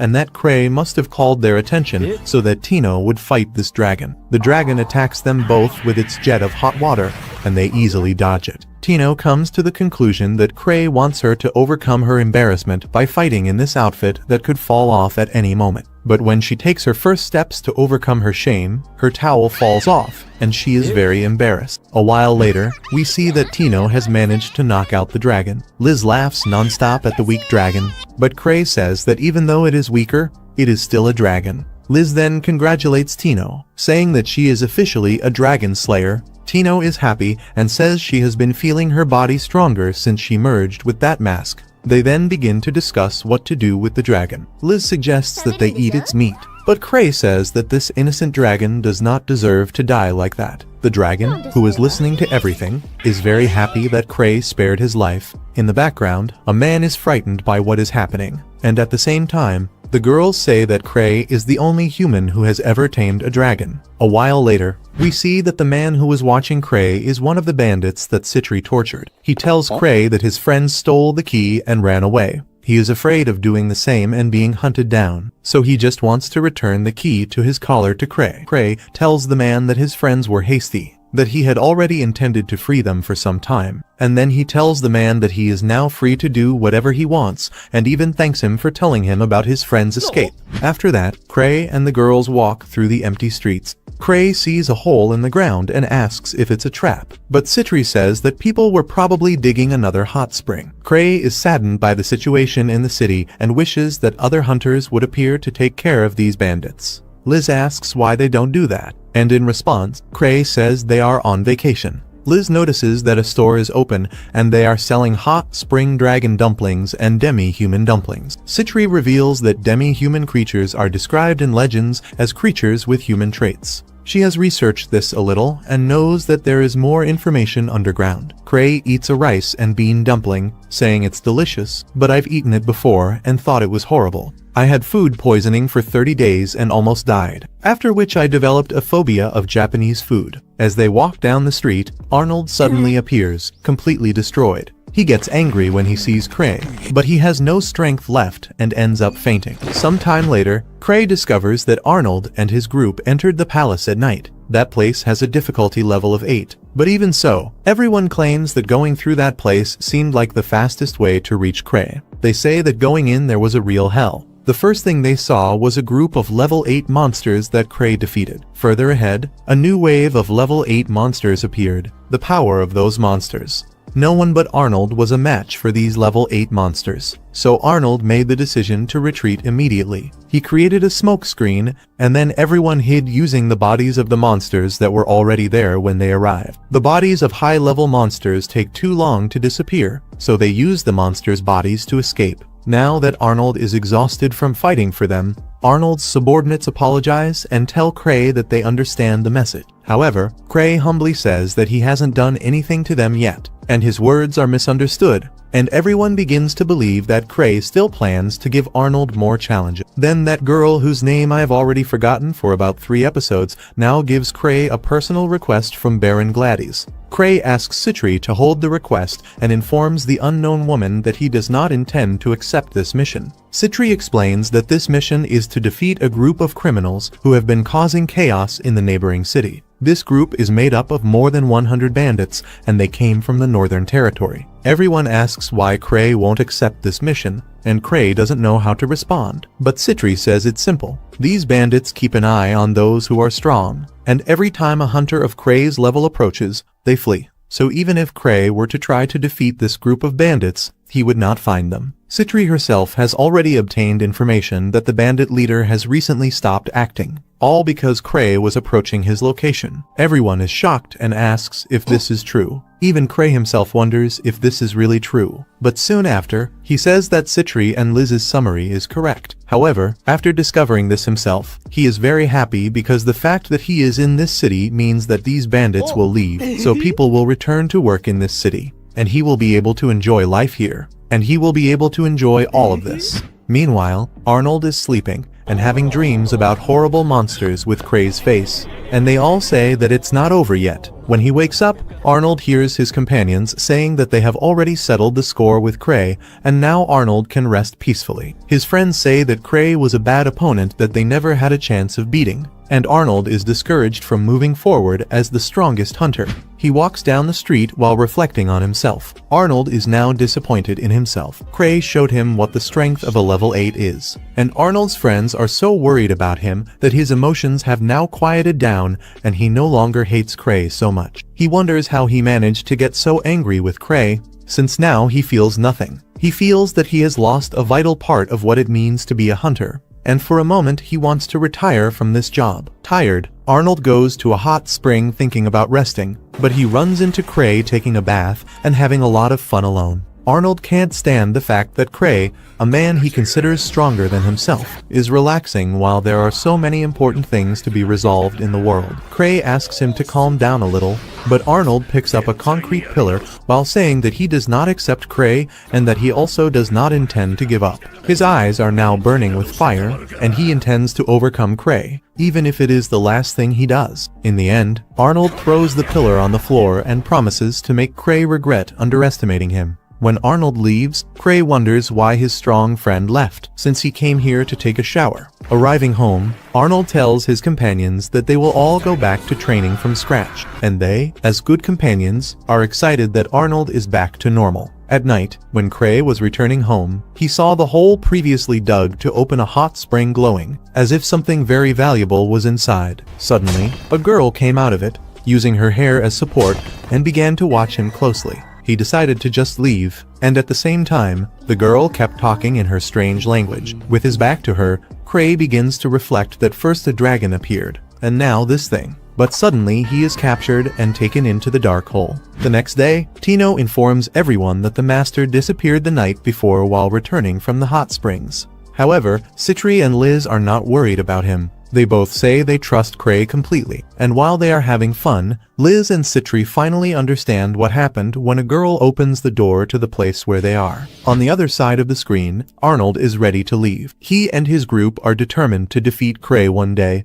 but as they say goodbye, a man suddenly attacks Arnold. In front of the girls, a ninja appears asking where Cray is. Citri and Liz are excited to fight a ninja, but the enemy multiplies their numbers. However, this is not a problem because Citri's monsters appear with a thirst for blood. In response, the ninja shows them some hostages, saying that if they resist, the hostages will die. Liz and Citri quickly surrender because Cray would be angry if any hostages were hurt, so they are all captured, and at the same time, Arnold receives a very superficial wound and faints after a while. The man who wounded Arnold with a poison to knock out dragons then introduces himself as a member of a bandit organization called Barrel, and their goal is to kill the most powerful hunter. He claims that everything is going according to his plan and also reveals to everyone that Cray has already been captured. At the same time, a man creates a barrier around this tourist town, making the area safer against invasions by other hunters. The leader of the organization then says that he thought about running away, but his subordinate was right, and these hunters are no big deal. They also found other members of Cray's group as they tried to escape, and they believe they have already won this battle. The leader of the bandits starts laughing and says he's going to take a look at the stupid face of the strongest hunter in the world. At that moment, a subordinate appears saying that a woman has escaped. He gets beaten up by the leader, and then an order is given saying that no one can escape from them. And then a group of men begin to search the area, and the woman who escaped was the one whose name I forgot. A while later, we see that the captured Cray is actually the man Cray set free, and the bandit leader is very angry that he still hasn't captured the strongest hunter. However, the other members of Cray's group are real, so all the bandits begin to search this hot spring town for Cray. At the same time, he is trapped in the basement of that alien girl. Cray wakes up inside an underground prison. Beside him, he sees the girl approaching, surrounded by several men of the same race as her. Cray remembers being captured quickly, and after that, he woke up with his pistol aching. When he notices all the males around, he panics, fearing he might be violated, but at the very last second, he manages to think of something. He uses that relic he'd been training with in previous episodes and manages to create at least a similar appearance to the people who captured him. Now, everyone believes he's one of them. Cray tries asking the girl where he's being taken, but she and everyone else respond by repeating the same phrase. Then Cray begins speaking their language, trying to ask where they're all going, and somehow, the creatures seem to understand him. Feeling relieved that they understood, Cray is soon led toward a light at the end of the dark tunnel. He thinks it's the exit, but in truth, it's the entrance to the Nether. He reflects that he had no idea something like this existed beneath the city of Souls. Looking around, he notices several houses built in the area, and to make things worse, it's scorching hot, meaning these creatures must be extremely resistant to survive under such conditions. He wishes he could escape and return home. Meanwhile, above ground, the bandit leader is furious because he still can't find the 1,000 tricks. His subordinate tells him they've searched the entire city, and even though it's impossible for Cray to have escaped through the barrier, they still haven't located him. The boss's favorite subordinate, certain that Cray is hiding somewhere, adjusts his glasses and begins plotting a way to force Cray to reveal himself. At the same time, underground, Cray is thrown into an arena to fight a massive creature. The girl who captured him and who leads the tribe orders the fight to begin. When the monster charges, Cray tries to tell it that he doesn't like fighting, but the creature misunderstands it as an insult and punches him, shattering one of Cray's full protection rings. With no other choice, Cray uses a magical attack item he previously requested from the second most powerful mage in the guild. Since these creatures live in extreme heat, an ice mage's spell turns out to be super effective. He defeats the first boss, but the girl refuses to accept his victory and calls for phase 2 of the battle. Again out of options, Cray pulls out a ring he had hidden back there, a ring containing a random spell that Citri had enchanted and gifted him. When everyone charges at him, Cray activates the spell, releasing a purple mist that actually makes the monsters even stronger.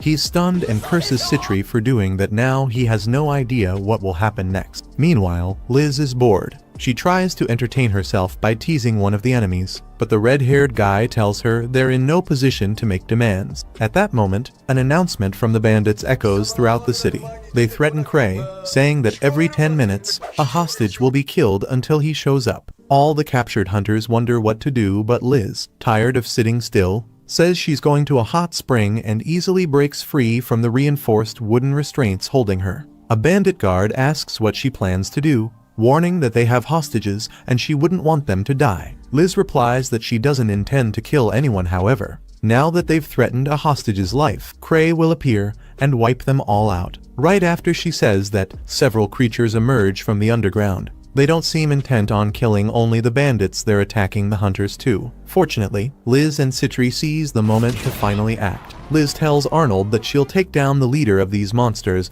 while the others focus on rescuing the hostages.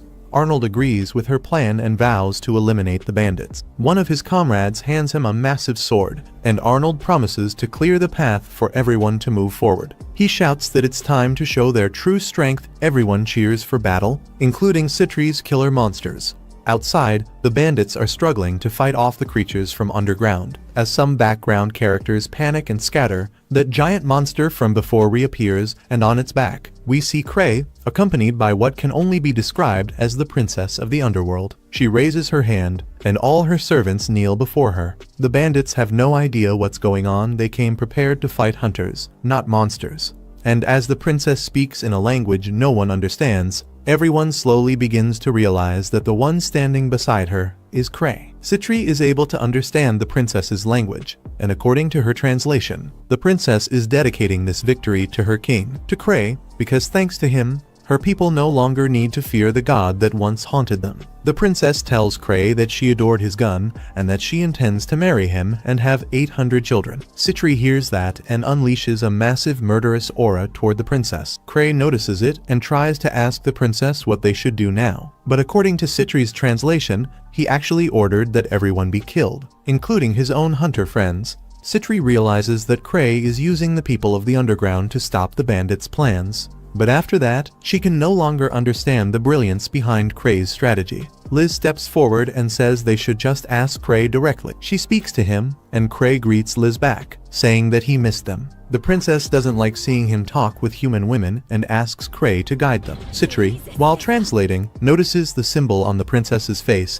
and comes to the conclusion that this adorable little creature is also a princess just like her. The great king of anime had already foreseen this. The princess asks Cray who those fragile-skinned beings are. Cray tries to say that they are his friends, but what he actually said was for the princess to completely exterminate them. Irritated, Citri asks Cray whose side he is on. He tries to say he's on their side, but what he actually said was to exterminate first the girl with the curvy body, the wise and beautiful one. He also said that he doesn't care at all about the other two of her servants. Liz and Tino wonder if they are the so-called servants. Citri, annoyed, asks if he truly prefers the princess of the underground. She says that for him, it's enough for a woman to exist for him to want to devour her. She says he should have chosen her instead, and to make matters worse, he still owes her a lot of money. She shouts all of this out loud, tears in her eyes, as everyone stares at her. Poor Citri comes to the conclusion that Cray's dream was to become a king, and if that was his dream, she could very well have conquered a kingdom for him. She starts calling him a fool and says she doesn't care about him anymore. Cray can't understand why she became so furious.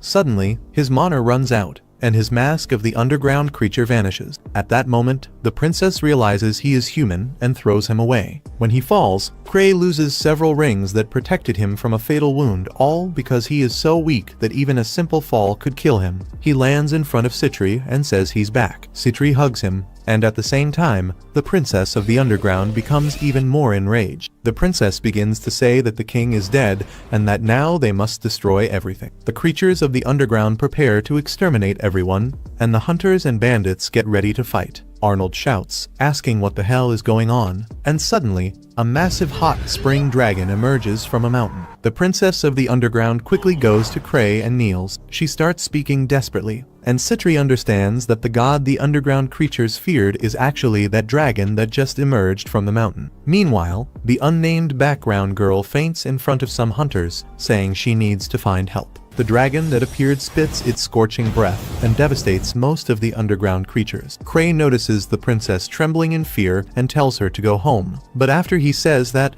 the princess hugs him as if he had just become her new master. The princess starts giving orders, and her people begin to retreat back underground. No one understands what's happening, but the girls around Cray come to the conclusion that Cray used the underground people to scare away the bandits, and then used the dragon to scare away the underground people. However, now they must deal with the dragon. Citri realizes the full brilliance of Cray's plan while also struggling to remove the princess, who is almost taking root in Cray's body. At the same time, Liz rushes to confront the dragon, but she notices the small hot spring dragon from before it's communicating with the big dragon. Liz returns to Citri to ask what they're saying. Citri replies that she doesn't even need to translate, because the giant dragon is already leaving, and before departing, the little dragon goes to Cray again for a hug, and then flies away. The bandits and hunters don't understand anything that's happening, and now that everything is settled, Tino asks about the hostages that the bandits were planning to kill. Tino keeps talking non-stop about it, but suddenly she is turned into a frog. Citri says that things just got dangerous because Lucia is very, very angry now. When everyone looks around,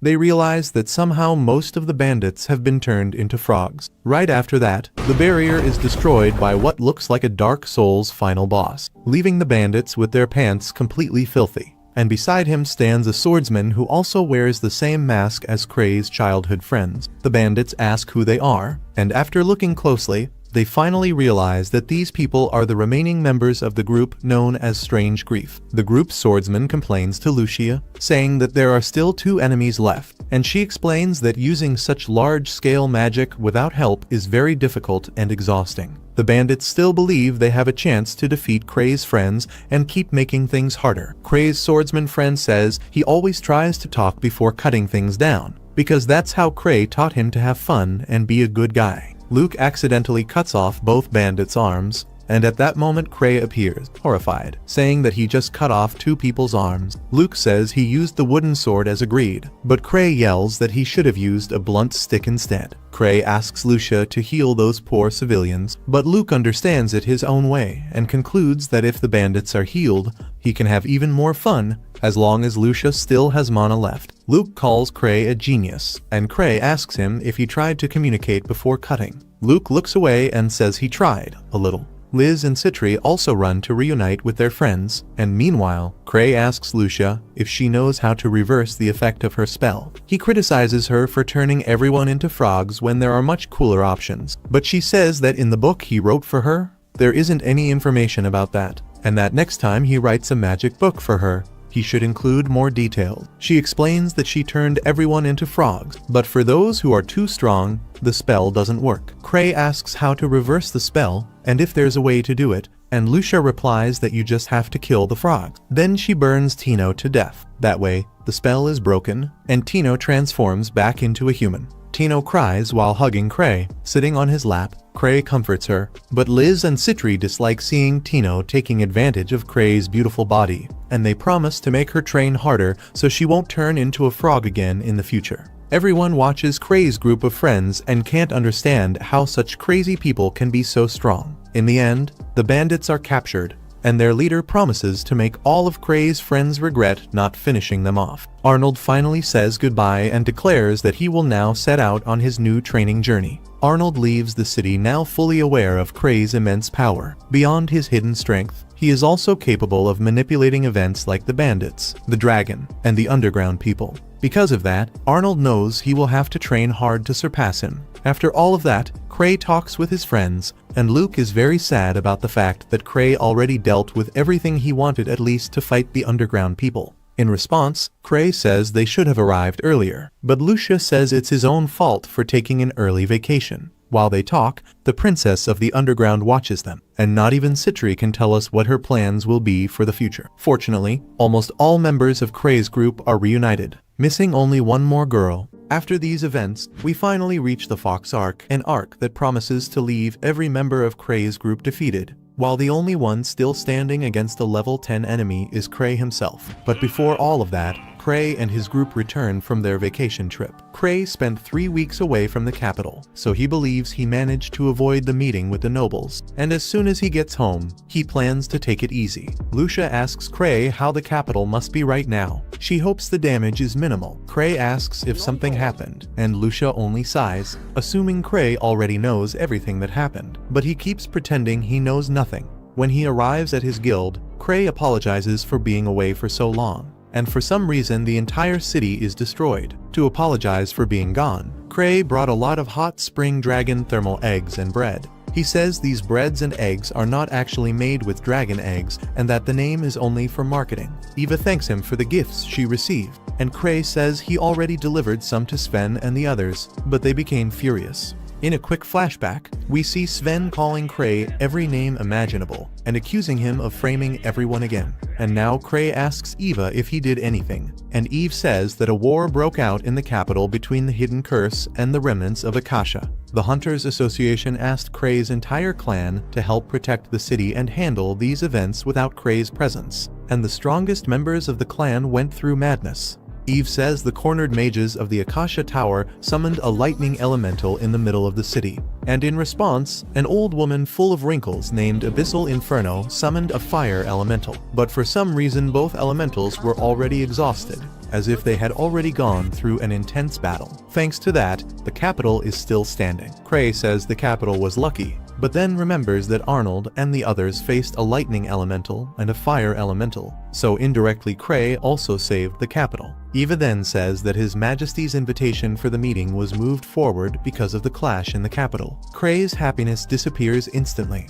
His goal was to relax forever, but now he will be forced to attend this boring event with nobles. We see Cray anxious because of this event. He complains that he does not want to go, and his stomach already hurts. He has the brilliant idea of asking Ark to represent him, but Eva says Ark was also invited. So Cray tells Eva he has nothing to wear and he cannot meet His Majesty like that. But Eva says she already has a suit ready for him. Yet Cray does not remember ever giving her his measurement. In response, Eva says Citri keeps his measurements updated. Cray says that if he goes, the members of his group will cause trouble, but Eva says he was the only one invited, and only one person is allowed to accompany him. So Cray insists on taking people who would cause problems at the event only to refuse to go. Suddenly Liz and Citri enter the room dressed for the event. Carrying Cray's suit, Liz insists that she should go with Cray, but Citri pushes her aside and says she is the most suitable person to accompany him to this event, because unlike her sister, she will not cause trouble. Liz becomes irritated and says that with that heavy body Citri would make the king's castle collapse. In response, Citri says Cray cannot take a girl with a child's body to an important event, until suddenly Tino appears well dressed, thinking about offering herself to accompany him to the meeting. But she receives the violent glare of Citri and Liz and gives up instantly. Right after that, Luke appears asking Cray if it is true that he will face someone strong. Luke asks Cray to take him along, but Liz says Cray will take her, and at the same time Citri also volunteers. In the middle of this confusion, Tino stays in the back, and with no options left, Cray ends up taking Eva with him.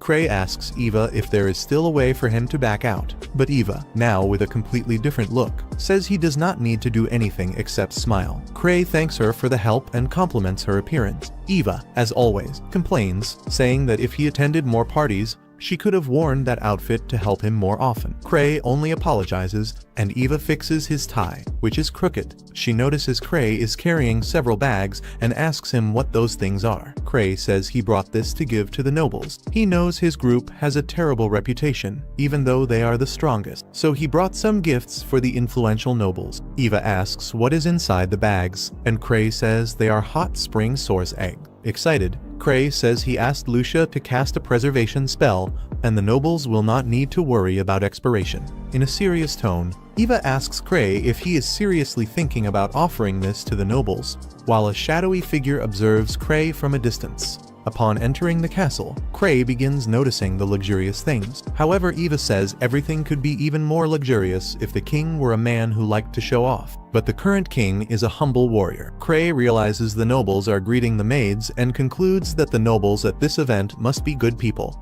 He also imagines that the maids must be from good families, so he concludes he does not need to use the eggs as a bribe to make the nobles happy, and Eva agrees, saying he does not need to do that. Then Cray goes to a random maid who gets startled by his presence. He does not notice it and offers her a box with eggs. The girl asks what that is, but Cray says it is completely safe and reveals loudly that they are only hot spring dragon eggs from a thermal source. The girl gets frightened when she hears the name Hot Spring Dragon, and 4 guards quickly surround Cray. Eva is shocked, thinking this is the end for them, and immediately one of the guards explains that this supposed maid is the king's daughter. Cray acts clueless, but inside he is shocked that this troublesome girl is the imperial princess. The knight in front of him scolds him for giving dragon eggs to the princess. He says that this simple box puts everyone at risk. Cray tries to explain that the eggs taste good and that they are a specialty from the city of Souls, and right after that he asks for permission to go to the restroom. Eva just puts her hand on her face in embarrassment until, out of nowhere, little Eclair appears saying that Cray is a man who performed a great service by saving the capital from the Tower of Akasha.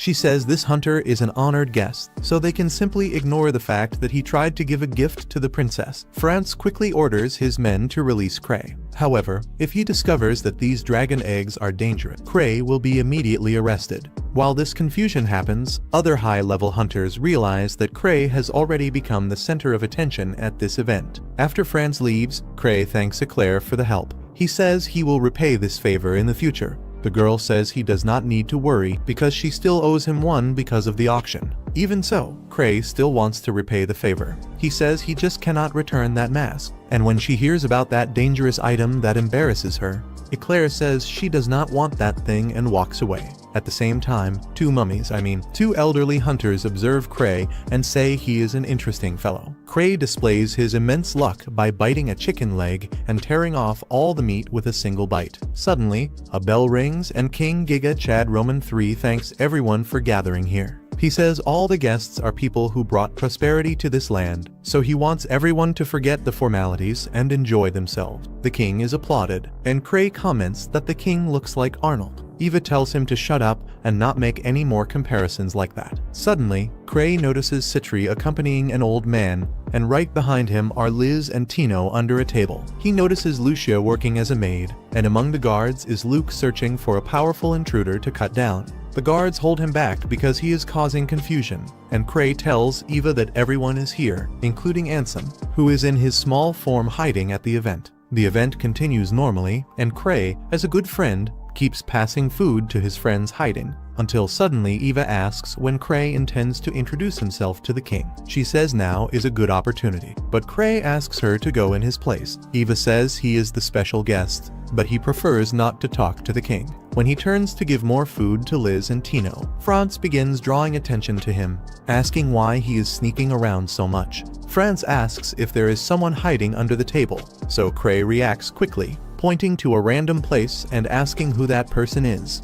Everyone looks toward the spot and notices an intruder, and the masked figure immediately jumps onto France's back. But before she could do anything, Liz quickly landed a kick on her, and Luke threw his sword at the intruder, pinning him to the ceiling of the event. Right after that, Lucia trapped the intruder with a stone prison. Ansem decided to act as well. His relic is an armor that allows him to change the size of his body and the armor freely. The only thing he cannot change is his real weight. He struck the intruder with a powerful punch, and everyone was shocked by the presence of the strongest group at this event. Tino, still hiding, wonders what she should do, until suddenly Citri appears beside her. The cameraman suddenly gives us the view of something beautiful. And right after that, when Ark was preparing to act, the mummy with firepower prepares to burn the enemy. Ark notices this and tells everyone to get down. The old woman summons her flames of the end and blasts the castle with force. Thanks to the smoke curtain, the intruder escaped, and Cray took all the power of the old woman's flames directly on his body.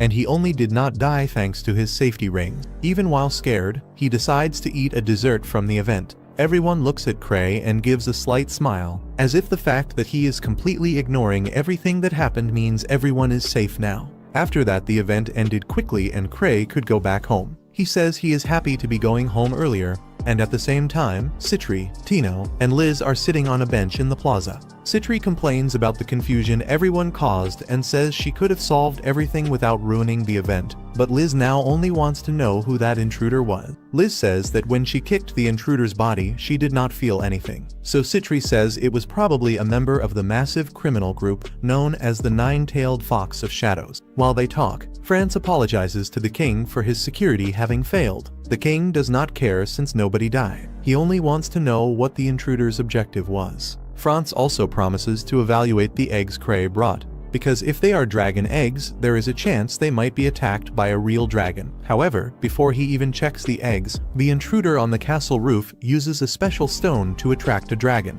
The next day, Cray reads the newspaper and discovers that right after the event ended, a medium-sized crimson dragon appeared. The dragon was going to attack the castle, but Ark and the others who were on guard defeated it. Suddenly, Luke arrives with the dragon's head and says that before Ark defeated the dragon, he managed to rip its head off. He was going to throw the dragon's head on the ground for Cray to see, but Eva asks him not to do that. Luke then says that the king's soldiers want to talk to Cray. He says he does not want to talk to anyone, so Luke asks if he should cut them down. To avoid the death of many people, Cray decides to talk to them and asks Eva to accompany him. Luke asks what he should do with the dragon's head and Cray says he can do whatever he wants as long as he does not make a mess. After that, France points at Cray and says the Crimson Dragon attacked them because of the eggs he brought. Cray says he brought normal eggs, and France says the eggs were indeed normal. So this means the king's enemy wanted to bring Cray down with a false accusation. Maybe the intruder was there only to kill Cray, but he could not do anything because Cray brought his group. Everyone in the room begins to believe that Cray already knew he was the target, so he brought his friends with him. Franz says he has something very important to say,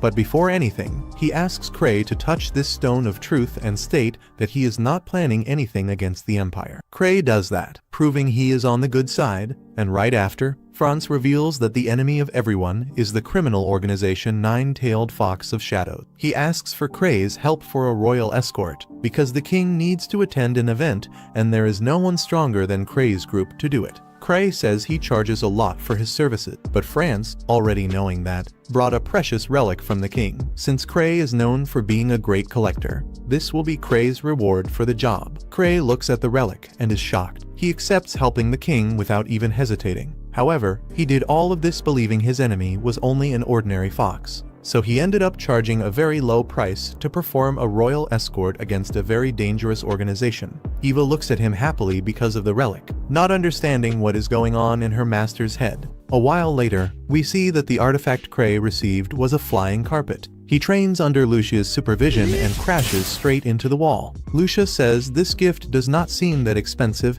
and that maybe Cray was tricked, but he confirms that the carpet is working correctly. Lucia analyzes the carpet and says it does not seem to like Cray. However, Cray is certain he will tame this carpet one day. The irritated carpet punches Cray and knocks him to the ground. Lucia watches everything and tells Cray that he must prepare himself for his mission. A while later, he meets with his personal secretary, whose name I already forgot. She says he can bring up to 5 people on this mission, and Cray decides to choose every member of his group except himself. But Cray himself was requested for this mission. Cray considers sending Ark in his place, but Ark is already carrying out another mission. So Cray decides to create the perfect group for this mission. A while later, we discover that Cray assigned Gark to help him with the royal escort. Gark refuses, saying this mission is extremely important and that a retired man like him will not be as useful as the younger one. Cray then invites the girl standing next to Gark, whose name is Kaina. This irritates Gark even more, and he starts shouting wildly at Cray, saying he is not taking such an important job seriously. With no options, Cray runs from Gark, but before he leaves, Kaina gives him a list with the high-level hunters. Unfortunately, Cray cannot take his group members because one of them would need to be left out. He analyzes the list and becomes sad that he cannot bring Arnold. By looking more carefully at the list, he sees a strange name, but since the person has a very high rank, he decides to ask for her help. The person in question was the old woman who blew up the palace. She says she would love to help Cray, but she was placed under house arrest after almost killing all the nobles invited by the king. The old woman says she admires Cray greatly. She also feels indebted since he exhausted the strength of the fire and lightning elementals to prevent greater damage to the capital. Cray pretends to be clueless and says he did nothing, but the old woman thanks him for protecting the capital. She says she is very curious to know how Cray accomplishes all his great feats, but she is not intrusive enough to ask a mage to reveal his tricks. Cray begins reflecting to himself who he will bring, since that elderly woman is wearing an electronic ankle monitor. Fortunately, the members of her clan are willing to help Cray, and to avoid any kind of failure, the old woman recommends the vice leader of her clan, who is currently a level 7 hunter. Now Cray still needs a few more people, until suddenly Lapis and Chris appear to talk to Cray about the confusion he caused with the king. The small elf says Cray's luck must be absurd for him to have come out of there unharmed, but her mistake was appearing in front of Cray, because he immediately chose her to help with the royal escort. Chris begins complaining, saying she does not want to do such an important job. Lapis tries to stop Chris from complaining, since this is a very honorable mission, so Cray asks Lapis to participate as well. Then Lapis hits Chris on the back, throwing her in Cray's direction while saying she can only gain from helping Lucia's older brother. Chris ends up hugging Cray, which breaks one of her safety rings. Lapis also says that this mission is appropriate for nobles like them. And while Lapis leaves, Chris says that Cray should be grateful for their help. A while later, we see that he truly is grateful for the help. Now he only needs one more member, and at this moment Citri appears, offering herself, but Cray says he cannot take her. Cray apologizes, saying he cannot show preference among his extremely important friends. Citri, knowing this, shows Cray the new friend she created. He is a dangerous death knight who can be controlled through a remote device. She presses a special button, and the knight begins performing strength poses, while Citri says this knight will never betray him, so he can take him as a member of his group on this mission. She says Cray can also throw him away if he wants, so he accepts the help of his beautiful Citri. A while later, he presents his list of people for the escort, and Franz asks Cray if these people are truly trustworthy. Cray states that yes, they are. He is proud and says all his companions are human. Because of Franz's questions, Chris becomes irritated and starts insulting everyone, saying she is important and that she only came to help under Lapis's orders. Cray tries to comfort her by saying he will pat her head, and Chris becomes even more irritated, saying she could carry out this mission by herself. So Cray says he will stay at home, but for her that would be even worse. So Cray promises to make some tea for her, and this completely calms Chris's fury. With Chris calmer, Cray says this was the best group he could gather, and that if Franz is not satisfied, he can choose other people. But Cray does not intend to return the carpet. While Cray's meeting was happening, behind the scenes Citri was telling everyone that Cray is the target of the criminal group of foxes. They want to eliminate Cray at any cost, so as Cray's friends, their duty is to protect him from the shadow. Fortunately, Citri managed to send her Death Knight to accompany Cray, so they should receive information in real time. Luke says the enemies are truly powerful, and even he would have trouble cutting them. However, Citri says the enemies seem to have declared war against everyone by invading the castle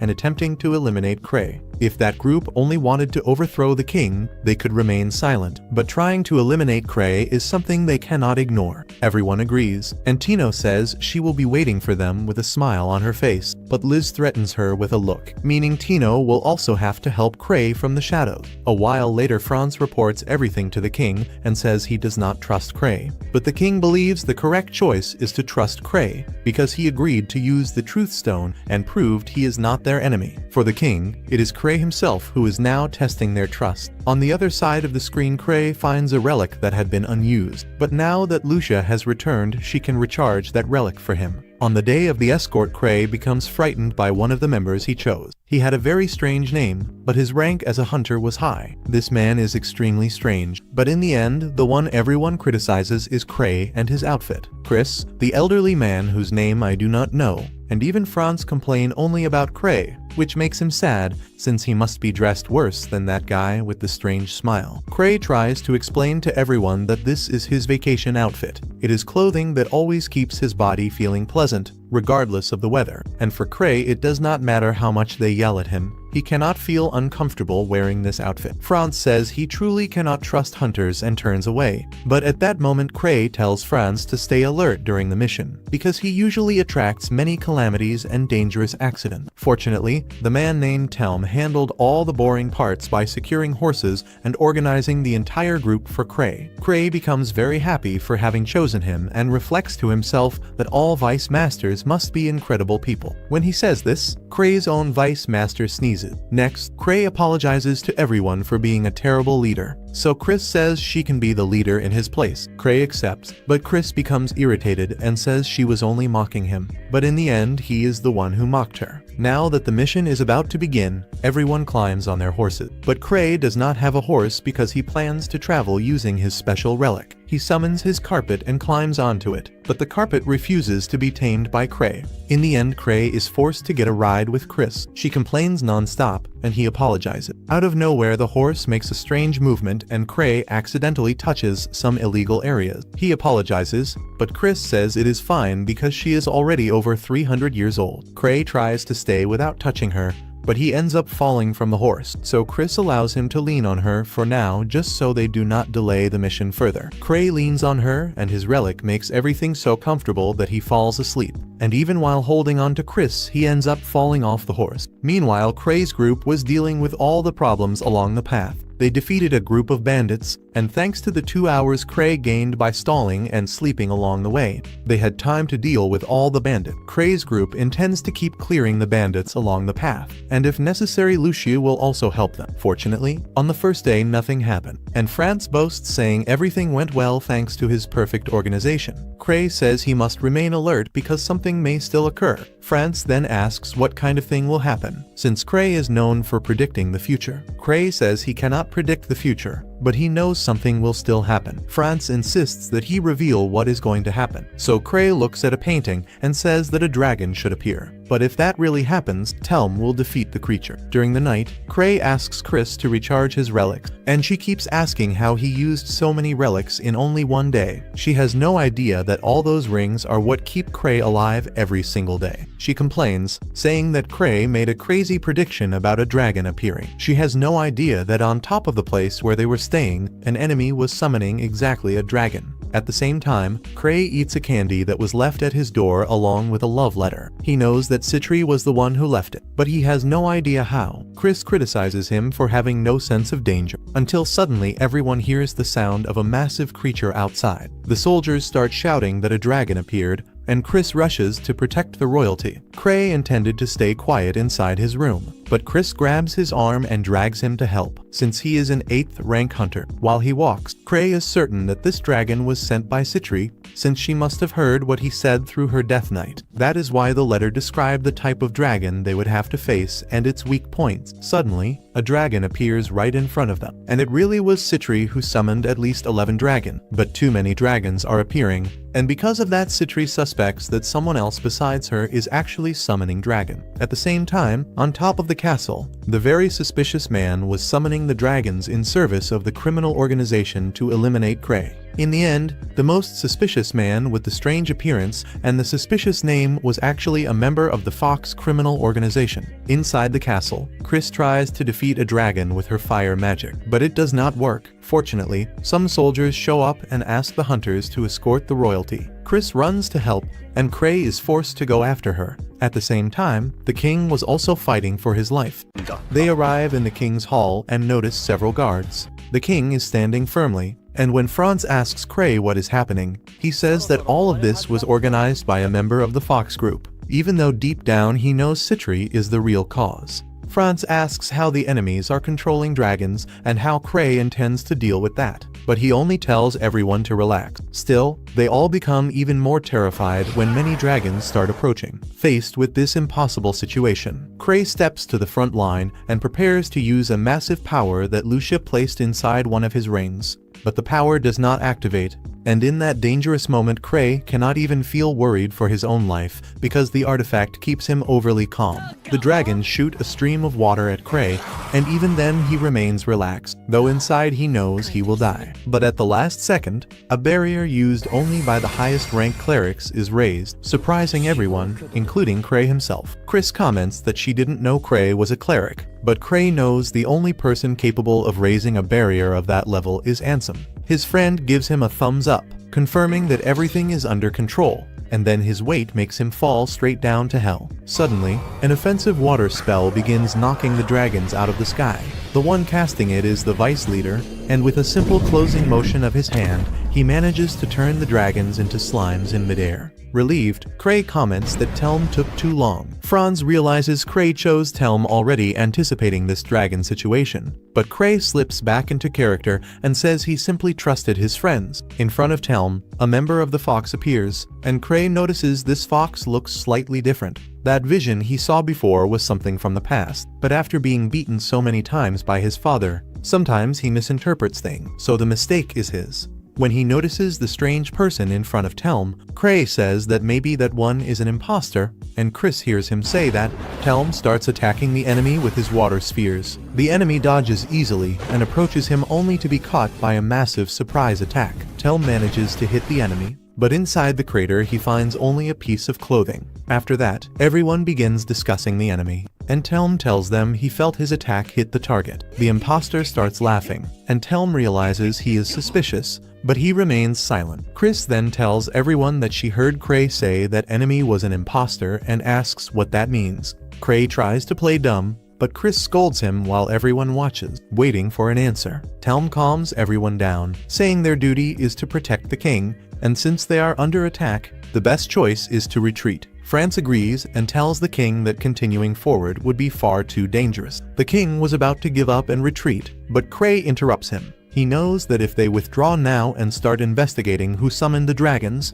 they might end up discovering that Citri is responsible. He fears she will be imprisoned and he'll be forced to visit her 8 times a week, so he tells everyone that now is the moment to move forward. They argue that the enemies are controlling powerful dragons, but Cray insists no dragons will appear, since they have the mighty Telm by their side. He loudly shouts that no dragon will appear, hoping Citri hears him and stops summoning more dragons. The king thinks for a moment and decides to move forward. After the meeting, we see that the ugly guy is terrified of Cray, because not only did Cray raise a barrier of that level, he also waved at him. Even knowing the ugly guy is an imposter, Cray still intends to continue the journey without revealing it. And regarding the dragons, the ugly guy plans to summon even more, even if it drains all his mana. The next day, everyone resumes the journey, and Cray is still enjoying his trip behind Chris. She complains and tells him to get on her flying carpet. At that moment, Cray looks back and notices that his loyal companion, whom he affectionately named Carr, has disappeared. He grabs Chris tightly and says that Carr has vanished. Meanwhile, Cray's friends are clearing the path,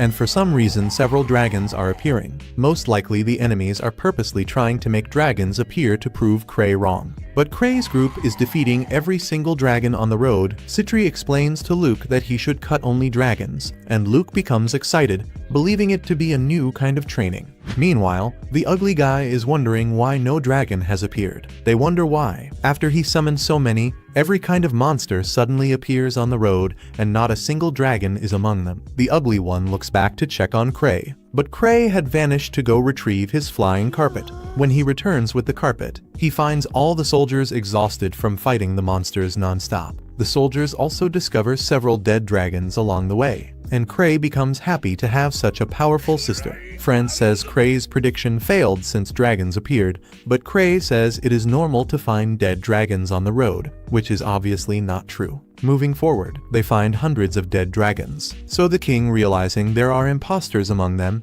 and that the only one proven not to be an imposter is Cray, decides to put Cray's group in charge of escorting him personally. Meanwhile, Cray is being beaten senseless by his carpet. He should have died several times already, but his rings keep protecting him from death. Every ring that runs out of mana means more work for poor Chris, who has to recharge them all for Cray. The imposter is now excited to stay close to the king, since it would be easier to eliminate him. And after Cray tells Chris he will need her help the next day, we see Telm reflecting deeply about Cray, as if he knows something nobody else knows. The next day, when Cray leaves with Chris, the imposter prepares to act, but first he needs to deal with Telm. To the ugly one's surprise, Telm approaches him and says he believes Cray is a member of the Fox. Telm now wants to expose Cray to the world, but he will need the ugly one's help. Telm says they can use a password between them to act at the right moment, and while Telm shares his plans, the ugly one is shocked by the information. Telm tells him to keep an eye on Cray,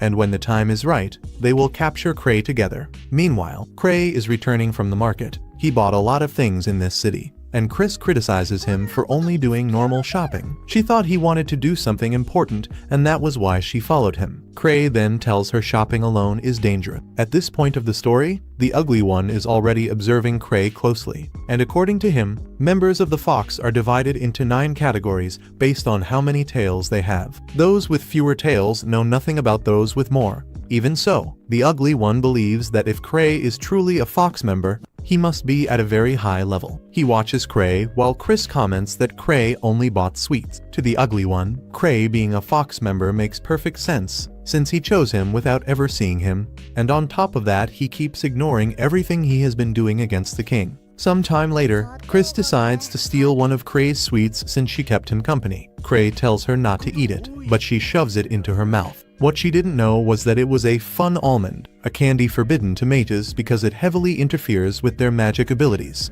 Chris is shocked and asks why Cray forced her to eat that when she was the one who took the candy without permission. At that moment, Telm and the ugly one call Cray to talk in private. Cray goes with them, and then Telm asks Cray if he has a tail. Cray gets frightened and wonders how he knows. We see that at some point in the past, Cray did in fact receive the last of the 13 tails that grew from the fox god. Cray admits to Telm that he truly has a tail, so Telm asks if he is a fox, but Cray says he is just a normal human. Telm then asks him to show the tail. but Cray says he cannot. Excited, Telm introduces himself as the 7th tail and says the ugly one is the 5th tail. He then asks Cray which tail he is, and Cray answers that he has the 13th, shocking Telm completely. He believed only 9 tails existed, but Cray states that whenever too much power accumulates, a new tail is born. Telm asks what Chris has, and Cray says she has no tail at all. Telm and the ugly one are stunned by this information, and Cray says that from now on they must all work together since they are all tails. After this conversation, Cray feels closer to them, and it feels like his improvised team has become stronger. When he returns to his room, he opens the door and sees Liz. He closes it, and when he opens it again, Liz jumps on top of it. Cray tells her it wouldn't be great if people discovered she sneaked into the same place where the king is staying, but Liz says Cray should be missing her. Suddenly, Chris knocks on the door, and Cray quickly hides Liz under the bed. Chris asks Cray to take responsibility for making her feel sick like that, and Cray immediately corrects her, saying she only ate almonds and that she should be fine tomorrow. Suddenly, Liz notices something behind Cray, and he tries to pretend he is not seeing anything. He tries to act like that creature is a ghost, and then he says Chris should be able to see it since her heart is pure. Suddenly Telm and the ugly one appear, and Chris says she saw a person hiding under a blanket behind Cray. She says she will not believe that thing was a ghost, so to cover for their supposed leader, Telm and the ugly one both insist that the creature was a blanket ghost. Chris says everyone is going insane, and Cray becomes happy with the assistance of his friends. He signals to them, and both of them return the gesture. Chris gets irritated with everyone and decides to sleep so she can return to normal soon. And when she leaves, Cray tells Telm and the ugly one that now they are much more than friends. After that, we see the king delighted by Cray's recent feat of turning the bandits into frogs, but the one who actually did it was Lucia, and Cray simply receives the credit for this accomplishment. He explains that after that they turned everyone back to normal, but obviously it was also Lucia who did it. The excited king praises Cray, saying that the 1,000 Tricks is truly an interesting person. And then the king asks Cray to show his power right now, which leaves our hero not knowing what to do. Everyone says they also want to witness his power, since he is the only hunter at level 8. Cray agrees to do it, but he tells everyone he is not sure this will work. Then he points at the elf and suddenly she is transformed into a small green frog, and Cray reflects to himself that maybe his talent for magic has awakened. But he quickly realizes the spell was cast by Lucia, because the king and all the people weaker than the others were turned into frogs. And now comes the real problem, because everyone wants to be human again, and the only way to do that is by killing each one of the frogs.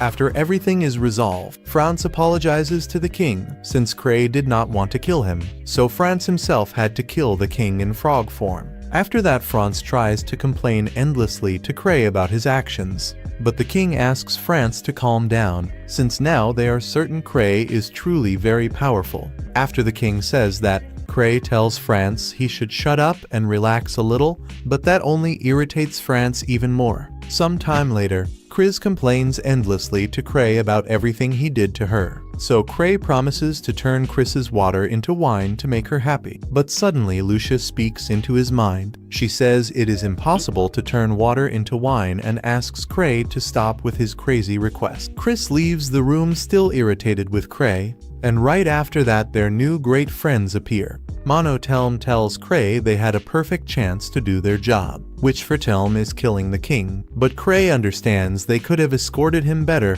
if they had been transformed into frogs. Cray then says it is not worth doing that, and Telm understands that killing everyone there would generate a huge piece of evidence against them, so it is better to wait for the right moment to do it. Telm starts laughing, and is satisfied knowing his job will soon be finished. He leaves Cray's room while our innocent hero is happy that Telm is such a helpful person. The next day, they finally arrive at the airport, where a highly advanced ship will be used to take the king to his final destination. This ship is a mix of technology and magic, and according to him, bringing it down from the outside is impossible. But he looks at Cray and thinks to himself that this powerful man is capable of anything. Meanwhile, Cray was thinking about the safety of the king and the princess, and for that reason he asks Franz for 3 days before they board the ship.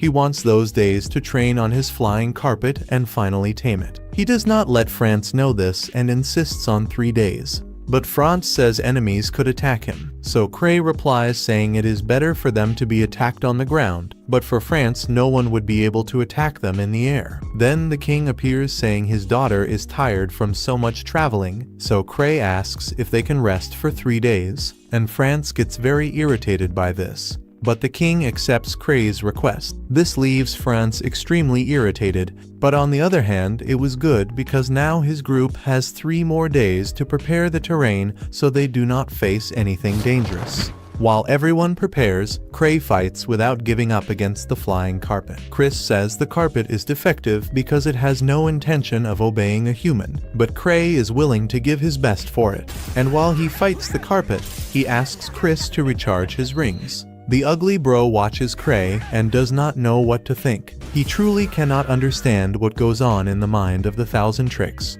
And after getting beaten and losing several safety rings, Chris ends up with no mana at all, so Cray tries to ask Ugly Bro to recharge his rings, but the guy is paralyzed, unable to understand anything that is happening. Cray finds himself without options to continue training, but in that moment several ghosts appear from the sky. One of them starts healing Chris using his healing alchemy. The ghosts are obviously Cray's friends, and without wasting time, our strongest hunter already asks the ghost with the wizard hat to recharge his safety rings. Cray thinks of something and asks for his friend's help, but that is not revealed yet. When night comes and Chris finally wakes up, Cray explains that she fainted from lack of mana. Chris remembers that inside that ghost was Citri, who injected her with something. But Cray insists that Chris fainted from mana depletion and that she must have dreamed about that before fully passing out. Chris keeps trying to make Cray explain what happened, but at that moment Telm opens the door to talk to Cray and comes across this scene. Telm, being a mature man, quickly understands that Chris is the flesh Cray is using to satisfy his inner monster, and then he apologizes for not knocking. Chris gets irritated, saying that someone noble like her would never be riding wildly on the snake of a poor human like him, but Cray asks her not to get so angry about it. Telm apologizes for interrupting and states that next time he will knock properly. He asks Cray to lock the door from now on and tells Chris not to scream too loudly because otherwise the guards might think the king is being attacked. Cray agrees with Telm,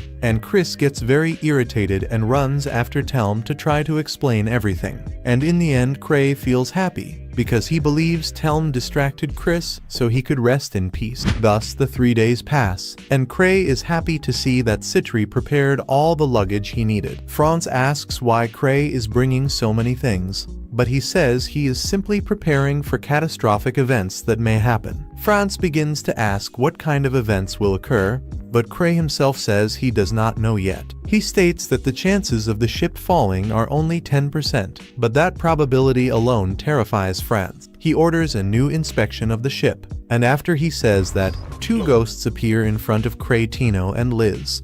They hand over a strange box and another artifact to Cray. And after that, the ship finally rises into the air, leaving Cray very shocked. Chris then asks Cray what the staff is for, and he explains that it is a relic called the Round World. This tool can translate every language in the world. Chris, enchanted, asks if it is true that relics shaped like cedar have a high mana conversion rate, and Cray confirms it. At that moment, the Ugly One appears, and Cray tries to use the cedar to speak in the language of the ugly folk. But even so, he cannot communicate with his new friend. He gets sad and then asks Chris to take care of the cedar and test it, since she became curious. Moving forward, the ship ends up passing through a storm. France blames Cray for delaying the trip by 3 days, but he swears he will not let that ship fall. Meanwhile, Cray's entire group was suspended in the air by a kite. They were still disguised as ghosts, and while Tino was very scared of dying,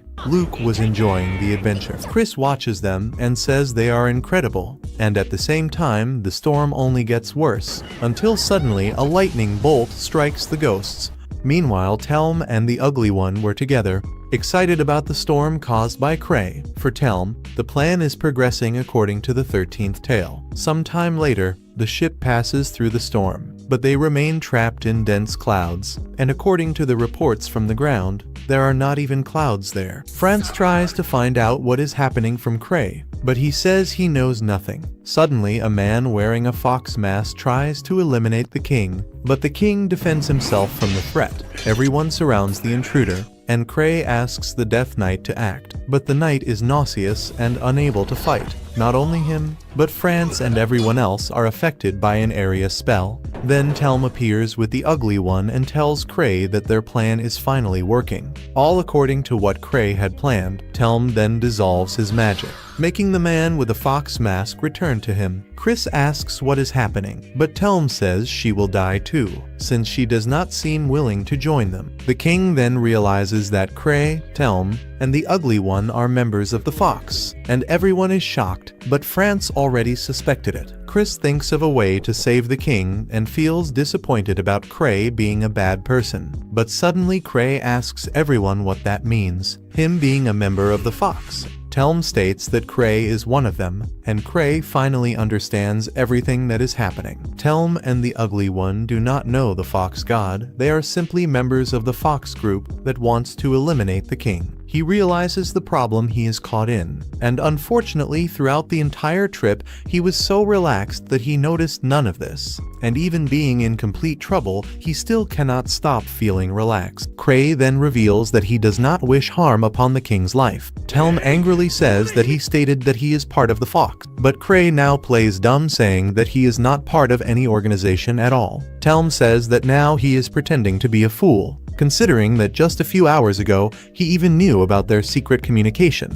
But the truth is that Cray truly had no idea about any of that. Telm prepares himself to use his magic against Cray, but Cray says that if he performs any attack, he will be turned into a frog. France asks if Cray is truly their ally, and in response, Cray says that the Stone of Truth confirmed this a week ago. Cray asks the Dark Souls Knight that Citri had tied up to restrain Telm and the strange man, but the knight does not move, and the Ugly One reveals that he never believed in Cray, so he prepared in advance to fight against him. The Ugly One tries to make the knight attack Cray, but the knight simply faints because Cray has not fed him for several days. Telm, in a moment of opening, uses his instant death water magic on Cray, but the strike is defended by a safety ring. Cray then says that he cannot be defeated by weaklings like them, and therefore asks them to surrender politely before their bodies are violated. But at this moment, the ship shakes and everyone wonders what happened. Telm says that the ship's energy was destroyed, and that everyone is going to die. But before that he intends to kill them personally. Telm prepares to attack them, and Chris decides to test the new staff borrowed from Cray. However, the staff absorbs the energy, and Cray tells her that this staff is meant to interpret languages and is not suitable for attacking.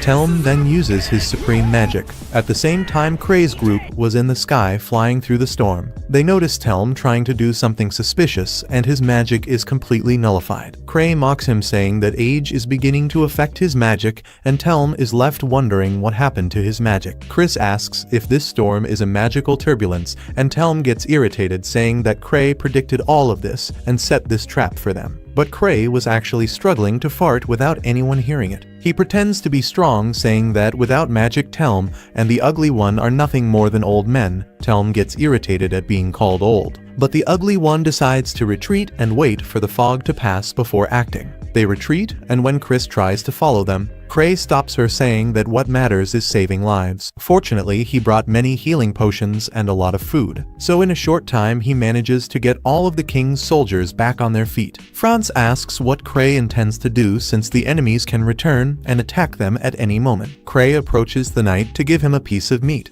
but the meat is stolen by a little girl wearing a mask. The mana of this little girl is so gigantic and dense that everyone ends up bowing before this power, except for Cray. He then realizes that what is happening is the same as that time when he and his group entered the Pilgrim Inn. The little one welcomes Cray and says that she came to receive him. They begin to talk casually with the little girl, saying that she wants ice cream, and Cray apologizing, because unfortunately he does not have ice cream on this ship. Chris points the staff at the little one and translates what is being said, and the little girl is inviting Cray to a fight. She promises to eliminate him with just one hit. Chris tries to warn Cray, but he asks her to remain silent during his negotiation. Cray gives his hand to the little one, and when he was about to die, one of his safety rings is sacrificed. The little one then disappears, leaving Chris without understanding what just happened. And Cray is even more lost than she is. Chris asks what he did, and Cray says that he himself does not know. The king struggles to get up and asks Cray where they are,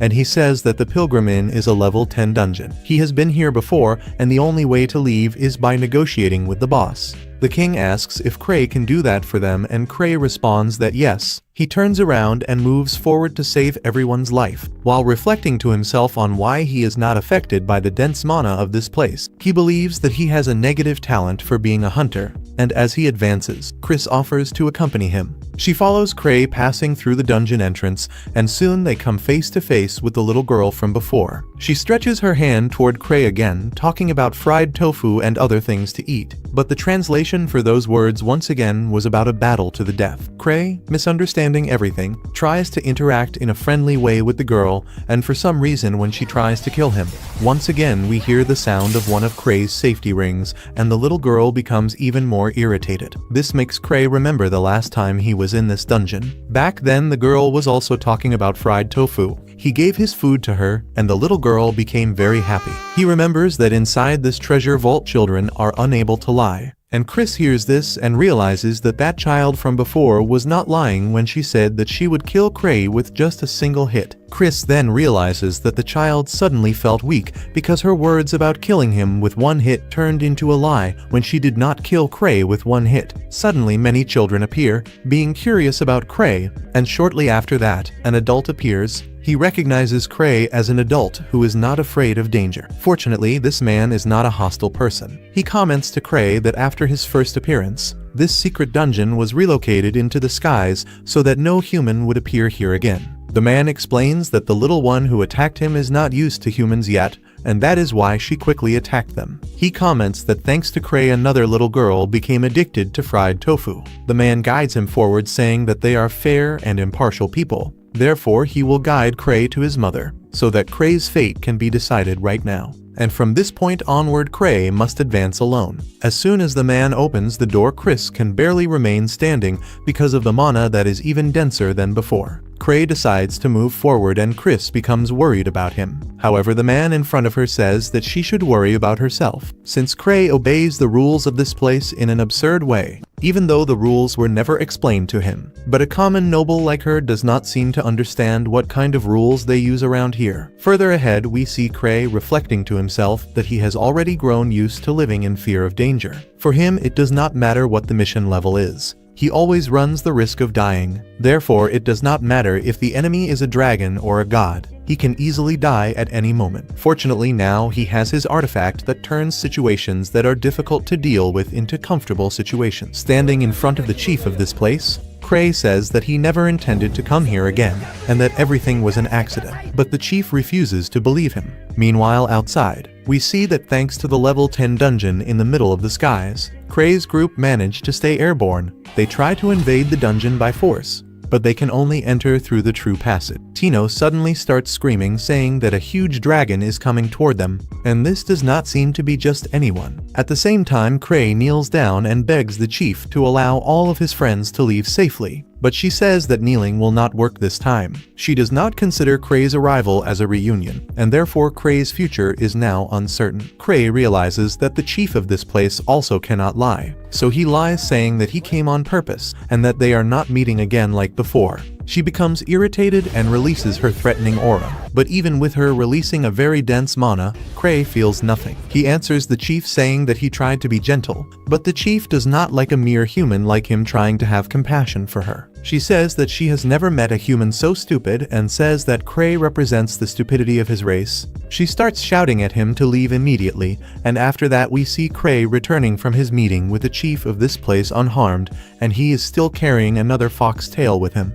The nameless man says that he defeated his mother once again, but Cray says that he listened to a long lecture. The man says that this tail represents his mother's heart, and Cray asks if now that he has 2 of her tails, he can already defeat a god. The man asks if he wants to try, and Cray jokes, saying that one day yes. Chris, after Cray's victory, is able to move calmly. Now they can leave peacefully. But the man explains that before that, they will have to obey one more rule of this place, which is to leave behind the most important thing that each one of them has. On the other side of the screen, the five-headed dragon landed on top of the ship, but Kray's group is ready to eliminate it. Citri is the first to attack it using an alchemical potion to destroy one of the five heads. Each one destroys a head in their own way, whether by using magic, cutting with a sword, or delivering a simple powerful punch. The dragon does not die and activates its second phase. Then Liz calls Tino to deal with the dragon now. She tries to avoid it, saying that the dragon is too big, but Liz says that she does not want to hear complaints and orders her to try immediately. Everyone supports her and she moves forward and jumps toward the dragon. Her jump was weak and she would not reach the dragon in time, but Liz throws her toward the creature. Fortunately, at the very last second, Tino transformed using the mask and managed to defeat the dragon. But right after that, she was about to fall and die. Everyone asks Lucia to do something about it. While she does this, we see the white-haired man saying that he cannot keep Kray as the most important thing for Chris. After all, he defeated his mother and deserves to have his request fulfilled. Chris tries to say that Kray would never be the most important thing to her, but the man says that he can read people's hearts. So a very embarrassed Chris says that Lapis is not here and Kray is the only person she knows. So yes, at the moment he is the most important thing she has. The man then asks Kray to give something important from himself so that everyone can be released. Kray then makes a serious expression and says that Chris is the most important thing to him, which leaves her completely embarrassed. However, the man can read the truth in people's hearts, and he says that if Chris were truly the most important thing to him, the payment would not be necessary since they do not want their presence here. But the most important thing to Kray at this moment is the carpet, and he knows this because he can read his heart. He seriously asks what is wrong with Kray for preferring a carpet more than a companion. Chris in shock faints after being so humiliated. Thus, everyone is freed from the space with dense mana, and Kray leaves the level 10 dungeon safe and sound. The king congratulates him for managing to get out of there so quickly, but Kray is very sad, since he needed to sacrifice something. However, Kray deceived the man by giving him the female carpet, which left the male carpet without a partner. The moment was one of victory, but everyone remembers that the ship was falling at the moment they entered the level 10 dungeon. Fortunately, outside, Lucia was using every possible magic to try to make the ship float. Chris and the king's daughter were attempting an idiotic idea that would go very wrong, and Kray was using his artifact to the maximum to feel relaxed. While he asked Lucia to save all of their lives, on top of the ship, Lucia was using the power of the fox goddess tail to increase her mana, and at the very last second, Kray's giant friend held the ship, making them arrive safely at their final destination. At the very last moment, Citri's killing creature ended up losing its armor due to extreme malnutrition, which frightened the girls. Finally, Telm and the Ugly One were abandoned by Kray, so they need to deal with the level 10 dungeon alone. Sometime later, we see that Lucia has no mana at all, and even if they use mana potions, she will only be able to return to normal after all the mana from the foxtail is returned. Suddenly, Kray sees a box moving and asks what is inside the box. Citri says that it was a box of fried tofu, and when Kray decides to check what is moving, he notices a little girl from the level 10 dungeon. He decides to pretend that he did not see anything, and in the end, we see Chris very sad, since a flying carpet is much more important than her. And to end Kray's happiness, the king asks him what was their biggest problem on this journey, and Kray says that the biggest problem was bad luck. The king then makes another request to Kray. He wishes that Kray take care of his daughter named Marina. It turns out that his daughter has very bad luck, and Kray seems to be the only person in the world capable of dealing with that. He is shocked by the request, and thus, another episode of this anime full of delights comes to an end.